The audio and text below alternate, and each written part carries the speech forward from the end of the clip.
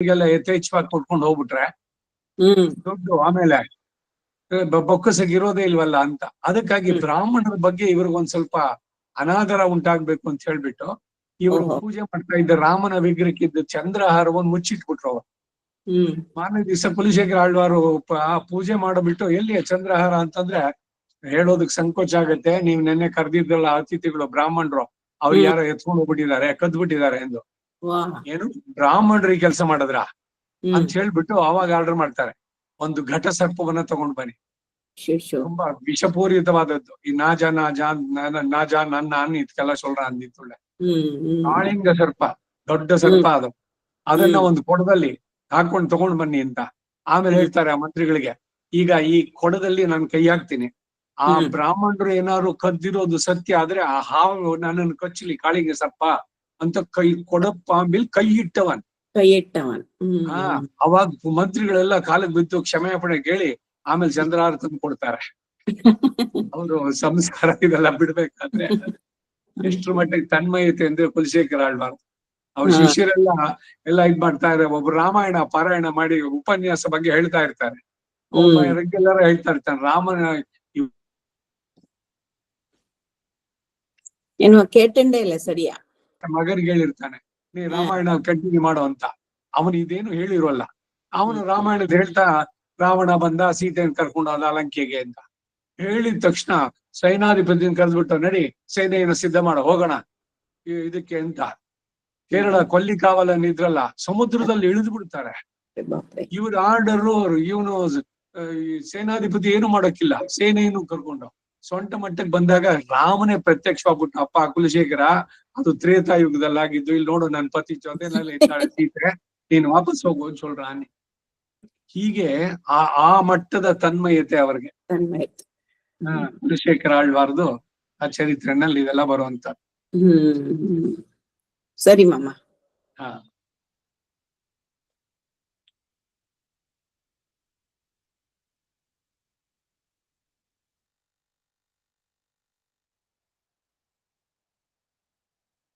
अस्मत् गुरुभ्यो नमः, अस्मत् परम गुरुभ्यो नमः, अस्मत् सर्व गुरुभ्यो नमः. श्रीमते रामानुजाय नमः. श्रीमान् वेंकटनाथार्यः कवितार्किक केसरी वेदान्ताचार्यवर्यो मे सन्निधत्तां सदा हृदि. गुरुभ्यस्तद्गुरुभ्यश्च नमो भागमदीमहे वृणीमहे च तत्राद्यो दम्पती जगदाम्पति स्वशेषभूतेन मया स्वीयैः सर्वपरिचितैः विधातं प्रीतमात्मानं श्रीमान् भगवते स्वयं शुक्लांबरधरं विष्णुं शशिवर्णं चतुर्भुजं प्रसन्नवदनं ध्यायेत् सर्वविघ्नोपशान्तिः. यस्य द्विरदवक्त्राद्याः पारिषद्याः परशतं विघ्नं निघ्नन्ति सततं. विश्वक्सेनं तमाश्रिये दिव्याकारं सरोजाक्षं शङ्खचक्रगदाधरं मुकुन्दद्वारनिलयं विश्वक्सेनोपास्महे. रामानुजदया पात्रं ज्ञानवैराग्यभूषणं श्रीमद्वेङ्कटनाथार्यं वन्दे वेदान्तदेशिकं. लक्ष्मीनाथसमारम्भां नाथयावनमध्यमाम् अस्मदाचार्यवर्यन्तां वन्दे गुरुपरम्पराम्. अस्मद्गुरुसमारम्भां यतिशेखरमध्यमां लक्ष्मीवल्लभपर्यन्तां वन्दे गुरुपरम्पराम्. हस्तस्तताळः द्वितीयं प्रपद्ये षडारिवाग्व्यासमुदारकीर्तिं माधुर्यसंश्लिष्टकवित्वयुक्तं महात्मसम्भावितबुद्धिरत्वं यो नित्यमच्युतपदाम्बुजयुग्मरुग्मं व्यामोहतस्तदितराणि तृणाय मेने. अस्मद्गुरोर्भगवतोऽस्य दैकसिन्धोः रामानुजस्य चरणौ शरणं प्रपद्ये. मातापिता युवतिस्तनया विभूतिः सर्वं यदेव नियमेन मदन्मयानाम्. आद्यस्य नः कुलपतेर्वकुलाभिरामं श्रीमत्तदङ्घ्रिकुलं प्रणमामि मूर्ध्ना. भूतं सरश्च मादाह्वयपट्टनाथ श्रीभक्तिसारकुलशेखर योगिवाहान् भक्ताङ्घ्रिरेणुपरकालयतीन्द्रमिश्रान् श्रीमत्पराङ्कुशमुनिं प्रणतोऽस्मि नित्यं. ज्ञानानन्दमयं देवं निर्मलं स्फटिकाकृतिम् आधारं सर्वविद्यानां हयग्रीवमुपास्महे. व्यासं वसिष्ठनप्तारं शक्तेः पौत्रमकल्मषं पराशरात्मजं वन्दे जुगदातं तपोनिधिम्. व्यासाय विष्णुरूपाय व्यासरूपाय विष्णवे नमो वै ब्रह्मनिधये वासिष्ठाय नमो नमः. सम्यग्ज्ञाय कलापेन महता भारतेन च उपब्रह्मितवेदाय नमो व्यासाय विष्णवे मुनिं सिद्धाम्बुदवासं वेदव्यासं कल्मषं वेदव्यासं सरस्वत्याः भासं व्यासं नमाम्यहम्. जयति पराशरसूनुः सत्यवती हृदयनन्दनो व्यासः यस्यास्य कमलगलितं वाङ्मयममृतं जगत्पिबति. नारायणं नमस्कृत्य नरं चैव नरोत्तमं देवीं सरस्वतीं व्यासं ततो जयमुदीरयेत्. ಕೃಷ್ಣಂ ಕಮಲಪತ್ರಾಕ್ಷಂ ಪುಣ್ಯಶ್ರವಣಕೀರ್ತನಂ ವಾಸುದೇವಂ ಜಗದ್ಯೋನಿಂ ನೌಮಿ ನಾರಾಯಣಂ ಹರಿ ಕೃಷ್ಣಾಯ ಯಾದವೇಂದ್ರಾಯ ಜ್ಞಾನಮುದ್ರಾಯ ಯೋಗಿನೇ ನಾಥಾಯ ರುಕ್ಮಿಣೀಶಾಯ ನಮೋ ವೇದಾಂತ ವೇದಿನೇ ನಮೋಸ್ತುತೆ ವ್ಯಾಸ ವಿಶಾಲ ಬುದ್ಧೇ ಪುಲ್ಲಾರವಿಂದಾಯ ತಪತ್ನೇತ್ರ येन त्वया भारततैलपूर्णः प्रज्वालितो ज्ञानमय प्रदीपः युधिष्ठिरो धर्ममयो महाद्रुमः स्कन्दोऽर्जुनो भीमसेनोऽस्य शाखाः माद्रीसुतो पुष्पफले समृद्धे मूलं कृष्णं ब्रह्म च ब्राह्मणाश्च भीष्मद्रोणतटा जयद्रथजला गान्धार नीलोत्पल शल्यग्राहवती कृपेण वहिनी कर्णेन वेलाकुला अश्वत्थाम विकर्णघोरमकरा दुर्योधनावर्तिनी सोत्तीर्णाः खलु पाण्डव हिरणनदी कैवर्तके केशवे धर्मे चार्थे जगामे च मोक्षे च भरतर्षभ यदि हस्ति तदन्यत्र यन्ने हस्ति न तत्क्वचित् महत्त्वे च गुरुत्वे च ध्रियमाणं यथोऽधिकं महत्त्वात् भारवत्वाच्च महाभारतमुच्यते अष्टमहिषी समेता श्रीकृष्णाय परब्रह्मणे नमः। अथ श्रीमन्महाभारते द्रोणपर्वे जयद्रथवधपर्वः अध्याय 147 ಆಯ್ತು. 147ನೇ ಅಧ್ಯಾಯದಲ್ಲಿ ಸೈಂಧವನ ತಲೆ ಬಿತ್ತು. ಜಯದ್ರಥ ದುಶ್ಶಲೆಯ ಗಂಡ. ಇದನ್ನೇ ಬಹಳ ವಿಶೇಷವಾಗಿ ಎಲ್ಲ ಕಡೆನಲ್ಲೂ ಕೊಂಡಾಡೋದು. ಭಗವಂತನ ಬೆಳಗಿನಲ್ಲೇ ಇರುಳನ್ನ ಉಂಟು ಮಾಡಿದ್ದು, ಅಘಟಿತ ಘಟನಾ ಸಾಮರ್ಥ್ಯ ಅಂದ್ರೆ ಯಾವುದು ಘಟನೆ ಸಾಧ್ಯವೇ ಇಲ್ವೋ ನಡೆಯೋದಕ್ಕೆ, ಯಾರು ಯೋಚನೆನೇ ಮಾಡಕ್ಕಾಗಲ್ಲ, ಅದನ್ನ ಮಾಡಿ ತೋರಿಸ್ತಾನೋ ಅನ್ನುವಂತ. ಬೆಳಗಿನಲ್ಲೇ ಈರುಳನ್ನ ಉಂಟು ಮಾಡಿದ್ದು, ಕತ್ತಲೆಯನ್ನ. ಸೂರ್ಯ ಅಸ್ತಮಕ್ಕೆ ಇನ್ನು ಕೆಲವು ಕ್ಷಣಗಳಿತ್ತಷ್ಟೇ. ದುರ್ಯೋಧನ ಕಡೆ, ಕೌರವರ ಕಡೆನಲ್ಲಿ ಏನು ವಿಜಯದ ಉತ್ಸಾಹ, ಏನ್ ಮಾಡದೇ ಇದ್ರು ಕೂಡ ನಾವು ಸೈಂಧವ ಅವನ ಕೈಗೆ ಸಿಗದಂತೆ ಮಾಡಿದ್ವಲ್ಲ ಅಂತ. ದುರ್ಯೋಧನ ಹೇಳ್ದ, ಏನು ಅರ್ಜುನ, ನೀನ್ ಶಪಥ ಮಾಡಿದ್ಯಲ್ಲ, ಸೂರ್ಯ ಅಸ್ತಮ ಆಗೋದ್ರೊಳಗೆ ನಾನು ಜಯದ್ರಥನ್ ತಲೆ ತೆಗೆದಿದ್ರೆ ನಾನೇ ಅಗ್ನಿ ಪ್ರವೇಶ ಮಾಡ್ತೀನಿ ಅಂತ ಸಿದ್ಧ ಮಾಡ್ಕೊಡೋದು ಅಗ್ನಿನ ಅಂತಾನೆ. ಅರ್ಜುನನಿಗೂ ಕೂಡ ಒಂದು ಸಲಿ ಮನಸ್ಸು ಇದಾಯ್ತು, ಏನು ಶಪಥ ಮಾಡಿದ್ದೆ ಉಳಿಸ್ಕೊಳಕ್ ಆಗವಲ್ಲ ಅಂದ್ರೆ ಈಗ ನಾನು ಹೇಳಿದ ಮಾತಂತೆ ಆಗ್ಬೇಕಲ್ಲ ಅಂತ. ಕೃಷ್ಣನನ್ನ ನೋಡ್ದ. ಕೃಷ್ಣ ಹೇಳ್ದ, ನಗ್ತಾ ಇದ್ದ ಅವನು ಕೃಷ್ಣ. ಇನ್ನೇನು ಕೆಲವೇ ಕ್ಷಣಗಳು ಸನ್ಸೆಟ್ ಆಗ್ಬೇಕು, ಅಷ್ಟರಲ್ಲಿ ಸುದರ್ಶನವನ್ನು ತೆಗೆದು ಅಲ್ಲಿ ಇಟ್ಬಿಟ್ಟ. ಸಡನ್ ಆಗಿ ಡಾರ್ಕ್ ಆಗೋಯ್ತು ಎಲ್ಲ ಕಡೆನು. ಓ, ಏನು ನಗಾರಿಗಳು ನುಡಿತಾ ಇದೆ, ಆಗೋಯ್ತು ಸೂರ್ಯಾಸ್ತಮ ಆಗೋಯ್ತು ಅಂತ ಅಂದ್ಬಿಟ್ಟೆಲ್ಲ. ಪಕ್ಷಿಗಳಿಗೆಲ್ಲ ಆಶ್ಚರ್ಯ ಆಗೋಯ್ತು, ಏನ್ ಇವತ್ತು ಬೇಗ ಸನ್ಸೆಟ್ ಆಗೋಯ್ತಲ್ಲ ಅಂತ. ಅವುಗಳೆಲ್ಲ ತಮ್ಮ ಗೂಡುಗಳಿಗೆ ಬೇಗ ಹಿಂದಿರುಗಬೇಕು ಅಂತ ಬರ್ತಾ ಇವೆ. ಅಲ್ಲಿಯ ತನಕ ನಡುಗ್ತಾ ಕೂತಿದ್ದ ಜಯದ್ರಥ, ಅವನನ್ನ ಈ ಅತಿರಥ ಮಹಾರಥರು ಎಲ್ರು ಕೂಡ ಎಲ್ಲ ಕಾಪಾಡಿದ್ರು. ಆಮೇಲೆ ಅವನು ಎದ್ದು ನಿಂತ್ಕೊಂಡ. ಅವಾಗ ಅವನಿಗೆ ಧೈರ್ಯ ಬಂತು, ಸೂರ್ಯಾಸ್ತಮ ಆಗೋಯ್ತು, ಅರ್ಜುನನ ಶಪಥ ಆಗ್ಲಿಲ್ಲ ಅಂತ. ಎದ್ದು ನಿಂತು ಜೋರಾಗಿ ನಗ್ತಾ ಇದ್ದ. ಅವನು ಎಲ್ರಿಗಿಂತ ಸ್ವಲ್ಪ ಎತ್ತರ ಬೇರೆ. ಆ ಸಂದರ್ಭದಲ್ಲಿ ಕೃಷ್ಣ ಹೇಳಿದ, ಅರ್ಜುನ ನೋಡು, ಅಲ್ಲಿ ಜಯದ್ರಥ ಕಾಣಿಸ್ತಾ ಇದ್ದಾನಲ್ಲ, ನಗ್ತಾ ಇದ್ದಾನೆ ಜೋರಾಗಿ, ತಗೋ ಬಿಲ್ಲು ಬಾಣ ಬಿಡು ಅಂತಂದ. ಕೃಷ್ಣ ಹೇಳಿದ ತಕ್ಷಣ ಕಣ್ಣು ಮುಚ್ಕೊಂಡು ಬಿಲ್ಲನ್ನು ತೆಗೆದು ಅನುಸಂಧಾನ ಮಾಡಿ ಬಾಣವನ್ನು ಬಿಟ್ಟೇ ಬಿಟ್ಟ ಅರ್ಜುನ. ಏನ್ ಕತ್ಲಾಗಿತ್ತಲ್ಲ, ಆಗೋಯ್ತಲ್ಲ, ನಾನ್ ಶಪಥ ಉಳಿಸ್ಕೊಳ್ಳಿಲ್ಲ, ಏನಿಲ್ಲ. ಅವ್ನು ಹೇಳಿದ್ದನ್ ಬಾಯಿ ಮುಚ್ಕೊಂಡು ಮಾಡಿದ್ ಕೆಲಸ. ಆ ಪೂರ್ಣವಾದ ನಿಷ್ಠೆ ಭಗವಂತನಲ್ಲಿ ಇರ್ಬೇಕಾದದ್ದು ನಮಗೆ. ಇವೆಲ್ಲ ಒಂದೊಂದು ಘಟನೆಯಿಂದ. ಈ ಬಾಣ ಅರ್ಜುನನಿಂದ ಬಲ್ಲಿನಿಂದ ಹೊರಟಿದೆ, ಗಾಂಡೀವದಿಂದ. ಇನ್ನೇನದು ಹೋಗಿ ಅವನ್ ಕತ್ತನ್ನ ಕತ್ತರಿಸಿ ತೆಗಿಬೇಕು, ಅಷ್ಟಕ್ಕೆ ಸರಿ ಆ ಸುದರ್ಶನ ಚಕ್ರ ತೆಗೆದ್ಬಿಟ್ಟ. ಮತ್ತೆ ಬೆಳಕಿದೆ, ಇನ್ ಕ್ಷಣವೇ ಇದೆ ಸನ್ಸೆಟ್ ಆಗೋಕೆ. ಅಷ್ಟರಲ್ಲಿ ಸೂರ್ಯ ಮತ್ತೆ ಕಾಣಿಸ್ದ. ಜಯದ್ರಥನ ತಲೆ ಹಾರ್ತು ಆ ಬಾಣದಿಂದ. ಅಲ್ಲಿಗೆ ನಿಲ್ಸ್ಕೊಂಡಿದ್ವಿ. 19ನೇ ತಾರೀಕು, ಪುಟ 585, 148ನೇ ಅಧ್ಯಾಯ, ಜಯದ್ರಥ ವಧಪರ್ವ. ಅಷ್ಟಮೈಷಿ ಸಮೇತ ಶ್ರೀಕೃಷ್ಣಾಯ ಪರಬ್ರಹ್ಮಣೇ ನಮಃ. ಕೃಷ್ಣನು ಅರ್ಜುನನಿಗೆ ಸೈಂಧವನ ತಲೆಯನ್ನ ಭೂಮಿಯಲ್ಲಿ ಕೆಡಬಾರದು ಎಂಬುದಕ್ಕೆ ಕಾರಣವನ್ನು ತಿಳಿಸಿದ್ದು. ಕೃಷ್ಣನ ಮಾತಿನ ಮೇಲೆ ಅರ್ಜುನನು ಸ್ಯಮಂತ ಪಂಚಕದಲ್ಲಿ ಸಂಧ್ಯೋಪಾಸನೆಯನ್ನು ಮಾಡ್ತಾ ಇದ್ದ ವೃದ್ಧ ಕ್ಷತ್ರನ ತೊಡೆಯ ಮೇಲೆ ಆ ತಲೆಯನ್ನು ಕೆಡಿಯಿದ್ದು. ವೃದ್ಧ ಕ್ಷತ್ರ ಮೇಲೆ ಎದ್ದು ನಿಂತಾಗ ಅವನ ತೊಡೆಯಿಂದ ಆ ರುಂಡ ನೆಲಕ್ಕೆ ಬಿದ್ದೊಡನೆ ಆ ವೃದ್ಧ ಕ್ಷತ್ರನ ಶಿರಸ್ಸು ಭೇದಿಸಿ ಹೋದದ್ದು. ಇವನು ಸರ್ವಜ್ಞ, ಸರ್ವಶಕ್ತ, ಸಾಕ್ಷಾತ್ ಪರಬ್ರಹ್ಮ ಅನ್ನೋದಕ್ಕೆಲ್ಲದಕ್ಕೂ ಕೂಡ ಹೇಳ್ದ ಕೃಷ್ಣ. ತಕ್ಷಣ ಬಾಣವನ್ನೇನೋ ಬಿಟ್ಟ. ಬಾಣದಿಂದ ತಲೆ ಬೇರೆ ಆಯ್ತು, ರುಂಡ ಮುಂಡಗಳು ಬೇರೆ ಆಯ್ತು. ಇನ್ನೇನು ಬಾಣದಿಂದ ಅದಾಗೆ ಕೆಳಗ್ ಬೀಳ್ಬೇಕು. ಅಷ್ಟರಲ್ಲಿ ಕೃಷ್ಣ ಹೇಳ್ದ, ಅರ್ಜುನ ಆ ತಲೆ ಕೆಳಗಡೆ ಬೀಳ್ದಂತೆ ಅದ್ರ ಮೇಲಕ್ಕೆ ಹಾರಿಸು ಅಂದ. ಮೇಲಕ್ಕೆ ಅದು ಹಾರಿಸಿದ್ದು, ಕೆಳಗಡೆ ಬೀಳ್ಬಾರ್ದು ಅಂತ. ಅದ್ ಎಲ್ಲಿ ಬೀಳ್ಬೇಕು ಅಂತಂದ್ರೆ, ಈ ಜಯದ್ರಥನ ಅಪ್ಪ ವೃದ್ಧಕ್ಷತ್ರ ಅಂತ, ಅವನು ಒಂದು ತಪಸ್ ಮಾಡಿ ನನ್ನ ಮಗನನ್ನ ಯಾರು ತಲೆ ಕೆಳಗಡೆ ಹಾಕಿಸ್ತಾರೋ ಅವರ ತಲೆ ಸಿಡಿದು ಹೋಗ್ಲಿ ಅಂತ ಅಂದ್ಬಿಟ್ಟು ಬ್ರಹ್ಮನಿಂದ ವರ ಪಡೆದಿದ್ದ. ಯಾವ್ದೋ ವರಗಳು ಏನೇನೋ ಮಾಡೋದು. ಹಿಂದೆ ಕಡಿಚಮ ಶಾಬಣು ಅಂತ ಅಂದ್ಬಿಟ್ಟು ಇರುವೆಗಳು ಒಂದ್ಸಲಿ ತಪಸ್ ಮಾಡಿ ನಾನು ಕಚ್ಚಿದವನು ಸಾಯ್ಬೇಕು ಅಂತ ವ್ರತ ಕೇಳಿದ್ದು, ಇದರಲ್ಲಿ ವರವನ್ನು ಕೇಳಿದ್ದು. ತಥಾಸ್ತು ಅಂದ ಬ್ರಹ್ಮ. ಈಗ ಯಾವ್ದಾದ್ರು ಇರುವೆ ನಮ್ಮನ್ನೆಲ್ಲರೂ ಕಚ್ಚಿದ್ರೆ ಸಡನ್ ಆಗಿ ಏನ್ ಮಾಡ್ತೀವಿ, ಹೊಡೆದ್ ಬಿಟ್ಟು ಹೊಸಕ್ ಬಿಡ್ತೀವಿ. ಅಲ್ಲಿ ಕಚ್ಚಿದವನು ಸತ್ತ. ಯಾರು? ಇರುವೆ ಕಚ್ಚಿತು, ಇರುವೆ ಸಾಯ್ತು. ಇರುವೆ ಕೇಳಿದ್ದೇನೋ, ನಾನು ಕಚ್ಚಿದವನು ಸಾಯ್ಬೇಕು ಅಂತ. ಕಡಿಚಮ ಶಾಹಣು ಅಂತಂದ್ರು, ಕಚ್ಚಿದವನು ಸಾಯ್ಬೇಕು. ಹೀಗೆ ಏನೇನೋ ವರಗಳು ಯಾವ್ದೋ ಇದುಗಳನ್ನ ಕೇಳಿದ್ರೆ ಎಲ್ಲ ಅನರ್ಥಕ್ಕೆ ಬರುತ್ತೆ ಅನ್ನೋದಕ್ಕೆ ಇದು ಒಂದು ಉದಾಹರಣೆ.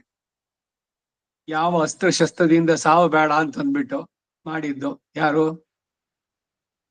ಇವನನ್ನು ಮುಚಕುಂದನ ಗುಹೆನಲ್ಲಿ ಹೋಗ್ಬಿಟ್ಟು ಆ ಇವನನ್ನ ಕೊಲ್ಬೇಕಾದ್ರೆ ಒಂದೊಂದೇ ವೃತ್ತಾಂತಗಳು. ಭಗವಂತ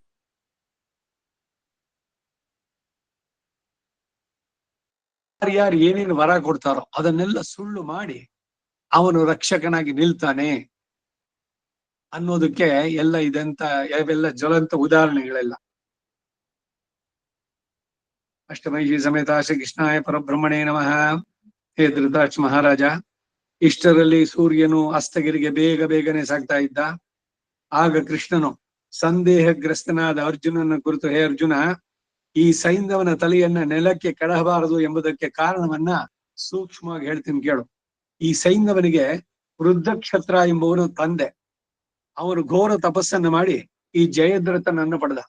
ಜಯದ್ರಥ, ಸೈಂಧವ, ಇವನು ಧೃತರಾಷ್ಟ್ರನ ಅಳಿಯ, ಇವೆಲ್ಲ ಅವಂದೇನೆ. ಜಯದ್ರಥ ದುಶ್ಯಲೆಯ ಗಂಡ. ಸೈಂಧವ ತುಂಬಾ ಎತ್ತಾ ಇದ್ದ, ಅದಕ್ಕಾಗಿ ಸೈಂಧವ ಅನ್ನೋ ಹೆಸರು. ಅವರಪ್ಪ ಮಾಡಿ ತಪಸ್ಸನ್ನ ಮಾಡಿ ಪಡೆದ. ಪುತ್ರನನ್ನ ಪಡೆದ ಕಾಲದಲ್ಲಿ ಅವನಿಗೆ ಒಂದು ಅಶರೀರ ವಾಕು ಕೇಳಿಸ್ತು.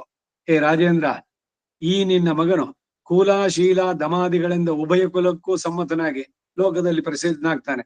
ಆದರೆ ಕ್ಷತ್ರಿಯ ಶ್ರೇಷ್ಠನು, ಯಾವಾಗಲೂ ಶೂರರಿಂದ ಸತ್ಕೃತನೂ ಆದ ವೀರನೊಬ್ಬನು ಇವನ ತಲೆಯನ್ನು ಕಡಿತಾನೆ. ಈ ಕಂಸನಿಗೆ ಅಶರೀರವಾಣಿ ಬಂತಲ್ಲ, ಆ ರೀತಿನಲ್ಲಿ ಇಲ್ಲಿ ಬಂದಿದ್ದು. ಈ ಮಾತನ್ನ ಕೇಳಿ ಆ ಸಿಂಧು ರಾಜ, ನೋಡಿ ಇವನು ಸೈಂಧವ ಅನ್ನೋದು ಸಿಂಧು ದೇಶದ ರಾಜ, ಇವನು ಜಯದ್ರಥ, ಅದಕ್ಕಾಗೂ ಅವನು ಸೈಂಧವ. ಸಿಂಧು ರಾಜ ತನ್ನ ಪುತ್ರನಲ್ಲಿರುವ ಸ್ನೇಹದಿಂದ, ಯಾರು ವೃದ್ಧಕ್ಷತ್ರ ತಂದೆ, ಮನಸ್ಸಿನಲ್ಲಿ ಕೊರಗುತ್ತಾ ತನ್ನನ್ನು ಸುತ್ತಿದ ಎಲ್ಲ ಬಂಧುಗಳನ್ನು ನೋಡಿ, ಇಲ್ಲೇ ಭಯಂಕರವಾದ ಈ ಅಶರೀರ ವಾಕ್ಯನ್ನು ಕೇಳಿದ್ರಲ್ವೇ, ಇರಲಿ, ನನ್ನ ಮಗನ ತಲೆಯನ್ನು ಯಾವನು ನೆಲದ ಮೇಲೆ ಕೆಡುತ್ತಾನೋ ಆಗಲೇ ಅವನ ತಲೆಯು ಶತಖಂಡವಾಗಿ ಭೇದಿಸಿ ಹೋಗಬೇಕು. ನಾನು ಇದುವರೆಗೆ ಸಾಧಿಸಿದ ಇಂದ್ರಿಯ ಜಯಕ್ಕಾಗಲಿ ತಪಸ್ಸಿಗಾಗಲಿ ಏನಾದರೂ ಫಲ ಇದ್ದ ಪಕ್ಷದಲ್ಲಿ ಇದು ಹೀಗೆಯೇ ತಪ್ಪದೇ ನಡೆಯಲಿ ಎಂದ. ಹೀಗೆಂದು ಶಾಪವನ್ನು ಕೊಟ್ಟು ವೃದ್ಧಕ್ಷತ್ರನು ತನ್ನ ಮಗನಾದ ಜಯದ್ರಥನನ್ನ ರಾಜ್ಯದಲ್ಲಿ ಇರಿಸಿ ಕಾಡಿಗೆ ಹೋಗಿ ತಪಸ್ಸನ್ನು ಮಾಡ್ತಾ ಇದ್ದ. ಈಗ ಅವನು ಈ ವೃದ್ಧಕ್ಷತ್ರ ಎಲ್ಲಿದ್ದಾನೆ ಅಂದ್ರೆ, ಸ್ಯಮಂತ ಪಂಚಕದ ಹೊರಗೆ ಇತರರಿಗೆ ದುಸ್ತರವಾದಂತಹ ತಪಸ್ಸಿನಲ್ಲಿ ಇದ್ದ ಅಲ್ಲಿ. ಆದ್ರಿಂದ ಈಗಲೇ ನೀನು ಆ ಜಯದ್ರಥನ ತಲೆಯನ್ನ ನಿನ್ನ ಅದ್ಭುತ ಶಕ್ತಿಯುಳ್ಳ ದಿವ್ಯ ಅಸ್ತ್ರ ಪ್ರಭಾವದಿಂದ ತಪಸ್ಸಿನಲ್ಲಿರುವ ಆ ವೃದ್ಧಕ್ಷತ್ರನ ತೊಡೆ ಮೇಲೆ ಕೆಡವು. ಇದ್ರ ಬಗ್ಗೆ ಕಥೆಗಳು ಬೇರೆ ಕೂಡ ಇದೆ. ನಾವೆಲ್ಲ ಇನ್ಯಾವುದೋ ಬೇರೆ ಪುರಾಣದ್ದು ಅಥವಾ ಇದ್ರದ್ದು ಕೇಳ. ಏನು ಅಂದ್ರೆ, ಆ ಸಂದರ್ಭದಲ್ಲಿ ಇವನು ಸ್ವರ್ಗದಲ್ಲಿ ಸಂಧ್ಯಾವನ್ನೇ ಮಾಡ್ತಾ ಇದ್ದ, ಅರ್ಘಕ್ಕೆ ನೀರು ತಗೊಂಡಿದ್ದ. ಅವನ ಕೈಗೆ ಹೋಗಿ ಇದು ತಲೆ ಬಿತ್ತು. ಏನ್ ಸಡನ್ ಬಿತ್ತಲ್ಲ ಅಂತ ಕೈ ಬಿಟ್ಟ. ವೃದ್ಧಕ್ಷತ್ರನ ಕೈಗೆ ತಲೆ ಬದ್ದಿದ್ದು ಜಯದ್ರಥನ ತಲೆ. ಅದನ್ನ ಕೆಳಗಡೆ ಹಾಕಿದ ತಕ್ಷಣ ವೃದ್ಧಕ್ಷತ್ರನ ತಲೆ ಸಹಸ್ರವಾಗಿ ಹೋಳಾಯ್ತು ಅಂತ ಇಲ್ಲಿ ಮಹಾಭಾರತದ ಉಲ್ಲೇಖ. ಕೃಷ್ಣ ಹೇಳುವಂತಹದ್ದು, ಇವನಿಗೆ ಅಸ್ತ್ರದಿಂದ ಎಲ್ಲೆಲ್ಲಿ ಏನೇನ್ ಬೇಕಾದ್ರೂ ಮಾಡ್ಬೋದು. ಈಗ ಭೀಷ್ಮನಿಗೆ ನೀರ್ ಬೇಕು ಅಂತಂದಾಗ ಅವನ್ ಪಕ್ಕದಲ್ಲೇನೆ ಒಂದು ಬಾಣವನ್ನ ಬಿಟ್ಟು ಡೈರೆಕ್ಟ್ ಆಗಿ ಗಂಗೆ ಅಲ್ಲಿಂದ ಬಂದು ಭೀಷ್ಮನ ಬಾಯಿಗೆ ಬೀಳೋ ಹಂಗೆ ಮಾಡಿದ್ದು. ಭೀಷ್ಮನಿಗೆ ದಿಂಬು ಬೇಕಾಗಿತ್ತು, ತಲೆ ಕೆಳಗಡೆ ಬಾಗ್ತಾ ಇದೆ ಅಂತ.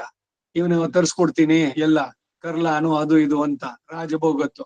ಅಯ್ಯೋ ಅದೆಲ್ಲ ಬೇಡ ನನಗೆ, ಅರ್ಜುನನ್ ಗೊತ್ತು ನಾನು ಕೊಡೋ ದಿಂಬು ಅಂತ ಹೇಳಿ ಅವನು ಹೇಳಿದಾಗ ದಿಂಬಿನ ಇದನ್ನ ಇವನಿಗೆ ಭೀಷ್ಮನಿಗೆ ಮಾಡಿಕೊಟ್ಟಿದ್ದು. ಹಾಗೆ ಇಲ್ಲಿ ಕೃಷ್ಣ ಹೇಳ್ದ ನೋಡು ಆ ತಲೆ ಇದೆಯಲ್ಲ ಜಯದ್ರಥನ್ ತಲೆ, ಅದು ಈ ಶಮಂತಕ ಪಂಚಕದಲ್ಲಿ ಅವನು ಇದ್ದಾನೆ, ಅಲ್ಲಿ ತಪಸ್ಸಿ ಕೂತ್ಕೊಂಡಿದ್ದಾನೆ. ಜಯದ್ರಥನ ತಂದೆ ಅವನು ಹಿಂದೆ ಸಿಂಧು ರಾಜನಾಗಿದ್ದ, ಮಗನಿಗೆ ಯುವರಾಜ ಪಟ್ಟಾಭಿ ಮಾಡಿಬಿಟ್ಟು ಅವನು ಕಾಡಿಗೆ ಹೋಗಿದ್ದ ವಾನಪ್ರಸ್ಥ. ಅವನು ತೊಡೆ ಮೇಲೆ ಹಾಕುವಂದ. ಹಾಗಿಲ್ಲಿದೆ ಈ ತಲೆಯನ್ನೇ ನೀನಾಗಿ ಭೂಮಿ ಮೇಲೆ ಕೆಡಗಿದರೆ ಆಗ ವೃದ್ಧಕ್ಷತ್ರನ ಶಾಪದಂತೆ ನಿನ್ನ ತಲೆಯು ಆ ಕ್ಷಣವೇ ಶತಚೂರ್ಣವಾಗಿ ಭೇದಿಸಲ್ಪಡುತ್ತೆ. ಮೂರ್ಧಾತೆ ವ್ಯಪತಿಷ್ಠತು ಇವೆಲ್ಲ ಬರುವಂತಹದ್ದು. ಈ ಯಾಜ್ಞವಲ್ಕ್ಯ ಇದರಲ್ಲಿ ಆ ಕಹೋಳ ಅಂತ ಒಬ್ಬ ಬರ್ತಾನೆ, ಅವನು ಪ್ರಶ್ನೆ ಮಾಡ್ತಾನೆ, ಬ್ರಹ್ಮದ ಬಗ್ಗೆ ತಿಳಿದೆ ಪ್ರಶ್ನೆ ಮಾಡಿದ್ದೆ ಆದ್ರೆ ನಿನ್ ತಲೆ ಸಹಸ್ರ ಹೋಳಾಗತ್ತೆ ಅಂತ ಹೇಳ್ತಾನೆ ಮೊದ್ಲೇ ಕಾಶನ್ನು. ಆದ್ರೆ ಇವ್ನು ಕೇಳ್ತಾನೆ ಹೇಳು ಅಂತ ಅಂದ್ಬಿಟ್ಟು ತಕ್ಷಣ ಅವನ ತಲೆ ಸಿಡಿದು ಹೋಗುತ್ತೆ. ಉಪನಿಷತ್ನಲ್ಲಿ ಬರುವಂತ ಕಥೆ ಇದು. ಹೀಗೆ ಒಂದೊಂದ್ರಲ್ಲೂ ಕೂಡ ಇರುವಂತ, ಈಗ ಸೀತೆ ನಾನು ಪತಿವ್ರತೆ ಆಗಿರೋದು ಸತ್ಯವಾಗಿದ್ರೆ, ರಾಮ ಧರ್ಮವನ್ನು ಬಿಟ್ಟು ನಡೆದಿಲ್ಲ ಅನ್ನೋದು ಸತ್ಯವಾದ್ರೆ, ಹೇ ಯಜ್ಞೆ ಇವನ ಹನುಮಂತನ ಬಾಲದಲ್ಲಿ ಒಂದು ಕೂದಲನ್ನು ಕೂಡ ನೀನ್ ಸುಡಬಾರದು ಅಂತಾಳೆ. ಹೀಗೆ ಒಬ್ಬೊಬ್ರದ್ದು ಕೂಡ ಅವರ ಇದನ್ನೇ ಪಂಥವಾಗಿ ಇಟ್ಟು ಹೇಳುವಂತದ್ದು. ವೃದ್ಧಕ್ಷತ್ರ ಒಳ್ಳೆ ತಪಸ್ವಿ, ಎಲ್ಲಾನು ಮಾಡಿದ್ದ, ರಾಜನಾಗಿ ಧರ್ಮಿಷ್ಠನಾಗೂ ಆಡಿದ್ದ. ಆ ತಪಸ್ಸಿನ ಫಲದಿಂದ ಎಲ್ಲ ಸೇರಿಸಿ ಅವನು ಹೇಳಿದ್ದೇನು ಶಾಪ ಅಂದ್ರೆ ಹೀಗೆ. ಆದ್ದರಿಂದ ಹೇ ಅರ್ಜುನ, ತಪಸ್ಸಿನಲ್ಲಿರುವ ವೃದ್ಧಕ್ಷತ್ರನಿಗೆ ತಿಳಿಯದಂತೆಯೇ ನಿನ್ನ ಹಸ್ತ ಪ್ರಭಾವದಿಂದ ಆ ತಲೆಯು ಅವನ ಮಡಿಲಲ್ಲಿ ಬೀಳುವಂತೆ ಮಾಡು ಎಂದ. ಇಂದ್ರಕುಮಾರ, ನಿನಗೆ ಈ ತ್ರೈಲೋಕ್ಯದಲ್ಲಿಯೂ ಅಸಾಧ್ಯವಾದ ಅಥವಾ ಮಾಡಬಾರದ ಕಾರ್ಯ ಇಲ್ಲ, ಆದ್ದರಿಂದ ನಾನು ಹೇಳಿದಂತೆ ಬೇಗನೆ ನಡೆಸುವಂತ.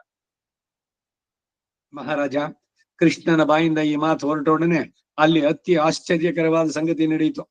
ಆ ತಲೆಯು ಅರ್ಜುನನ ಹಸ್ತ ಪ್ರಭಾವದಿಂದ ಸ್ಯಮಂತ ಪಂಚಕದವರೆಗೆ ಸಂಧ್ಯೋಪಾಸನೆಯನ್ನು ಮಾಡ್ತಾ ಇದ್ದ. ನೋಡಿದ್ರ, ಇಲ್ಲೂ ಸಂಧ್ಯಾವನ್ನೇ ಬಂತು. ಸಂಧ್ಯೋಪಾಸನೆ ಮಾಡುತ್ತಿದ್ದ ನಿನ್ನ ಬೀಗನಾದ ವೃದ್ಧಕ್ಷತ್ರನ ಮಡಿಲಿಗೆ. ಇವನು ಬೀಗ ತಾನೆ, ಧೃತರಾಷ್ಟ್ರನಿಗೆ ಸಂಬಂಧಿ. ಯಾಕೆಂದ್ರೆ ಧೃತರಾಷ್ಟ್ರನ ಮಗಳನ್ನ ಆ ವೃದ್ಧಕ್ಷತ್ರನ ಮಗನಿಗೆ ಕೊಟ್ಟಿದ್ದು. ದುಶ್ಶಲೆಯ ಗಂಡ ಇವನು ಜಯದ್ರಥ, ಸಿಂಧು ರಾಜ ಸೈಂಧವ. ಆ ಬೀಗನಾದ ವೃದ್ಧಕ್ಷತ್ರನ ಮಡಿಲಿಗೆ ಸರಿಯಾಗಿ ಬಂದ್ಬಿತ್ತು. ಒಂದು ನಿಮಿಷ ಬಂದೆ.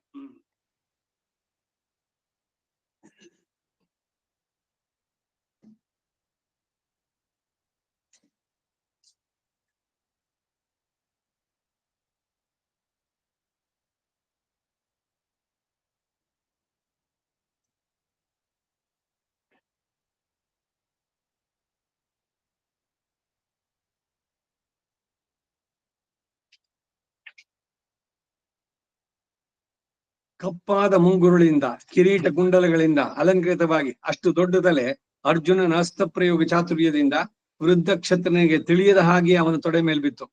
ಆ ರಾಜನು ಸಂಧ್ಯಾ ಜಪವನ್ನು ಮುಗಿಸಿಕೊಂಡು ಮೇಲಕ್ಕೆದ್ದಾಗ ಆ ತಲೆಯು ಅವನ ತೊಡೆಯಿಂದ ಕೆಳಕ್ಕೆ ಬಿತ್ತು. ಅದು ನೆಲಕ್ಕೆ ಸೋಕಿದೊಡನೆಯೇ ಆ ವೃದ್ಧಕ್ಷತ್ರನ ತಲೆಯು ಶತಖಂಡವಾಗಿ ಭೇದಿಸೋಯ್ತು. ಇದನ್ನು ನೋಡ್ತಿದ್ದ ಸೈನ್ಯಗಳೆಲ್ಲ ಆಶ್ಚರ್ಯದಿಂದ ಬೆರಗಾದವು.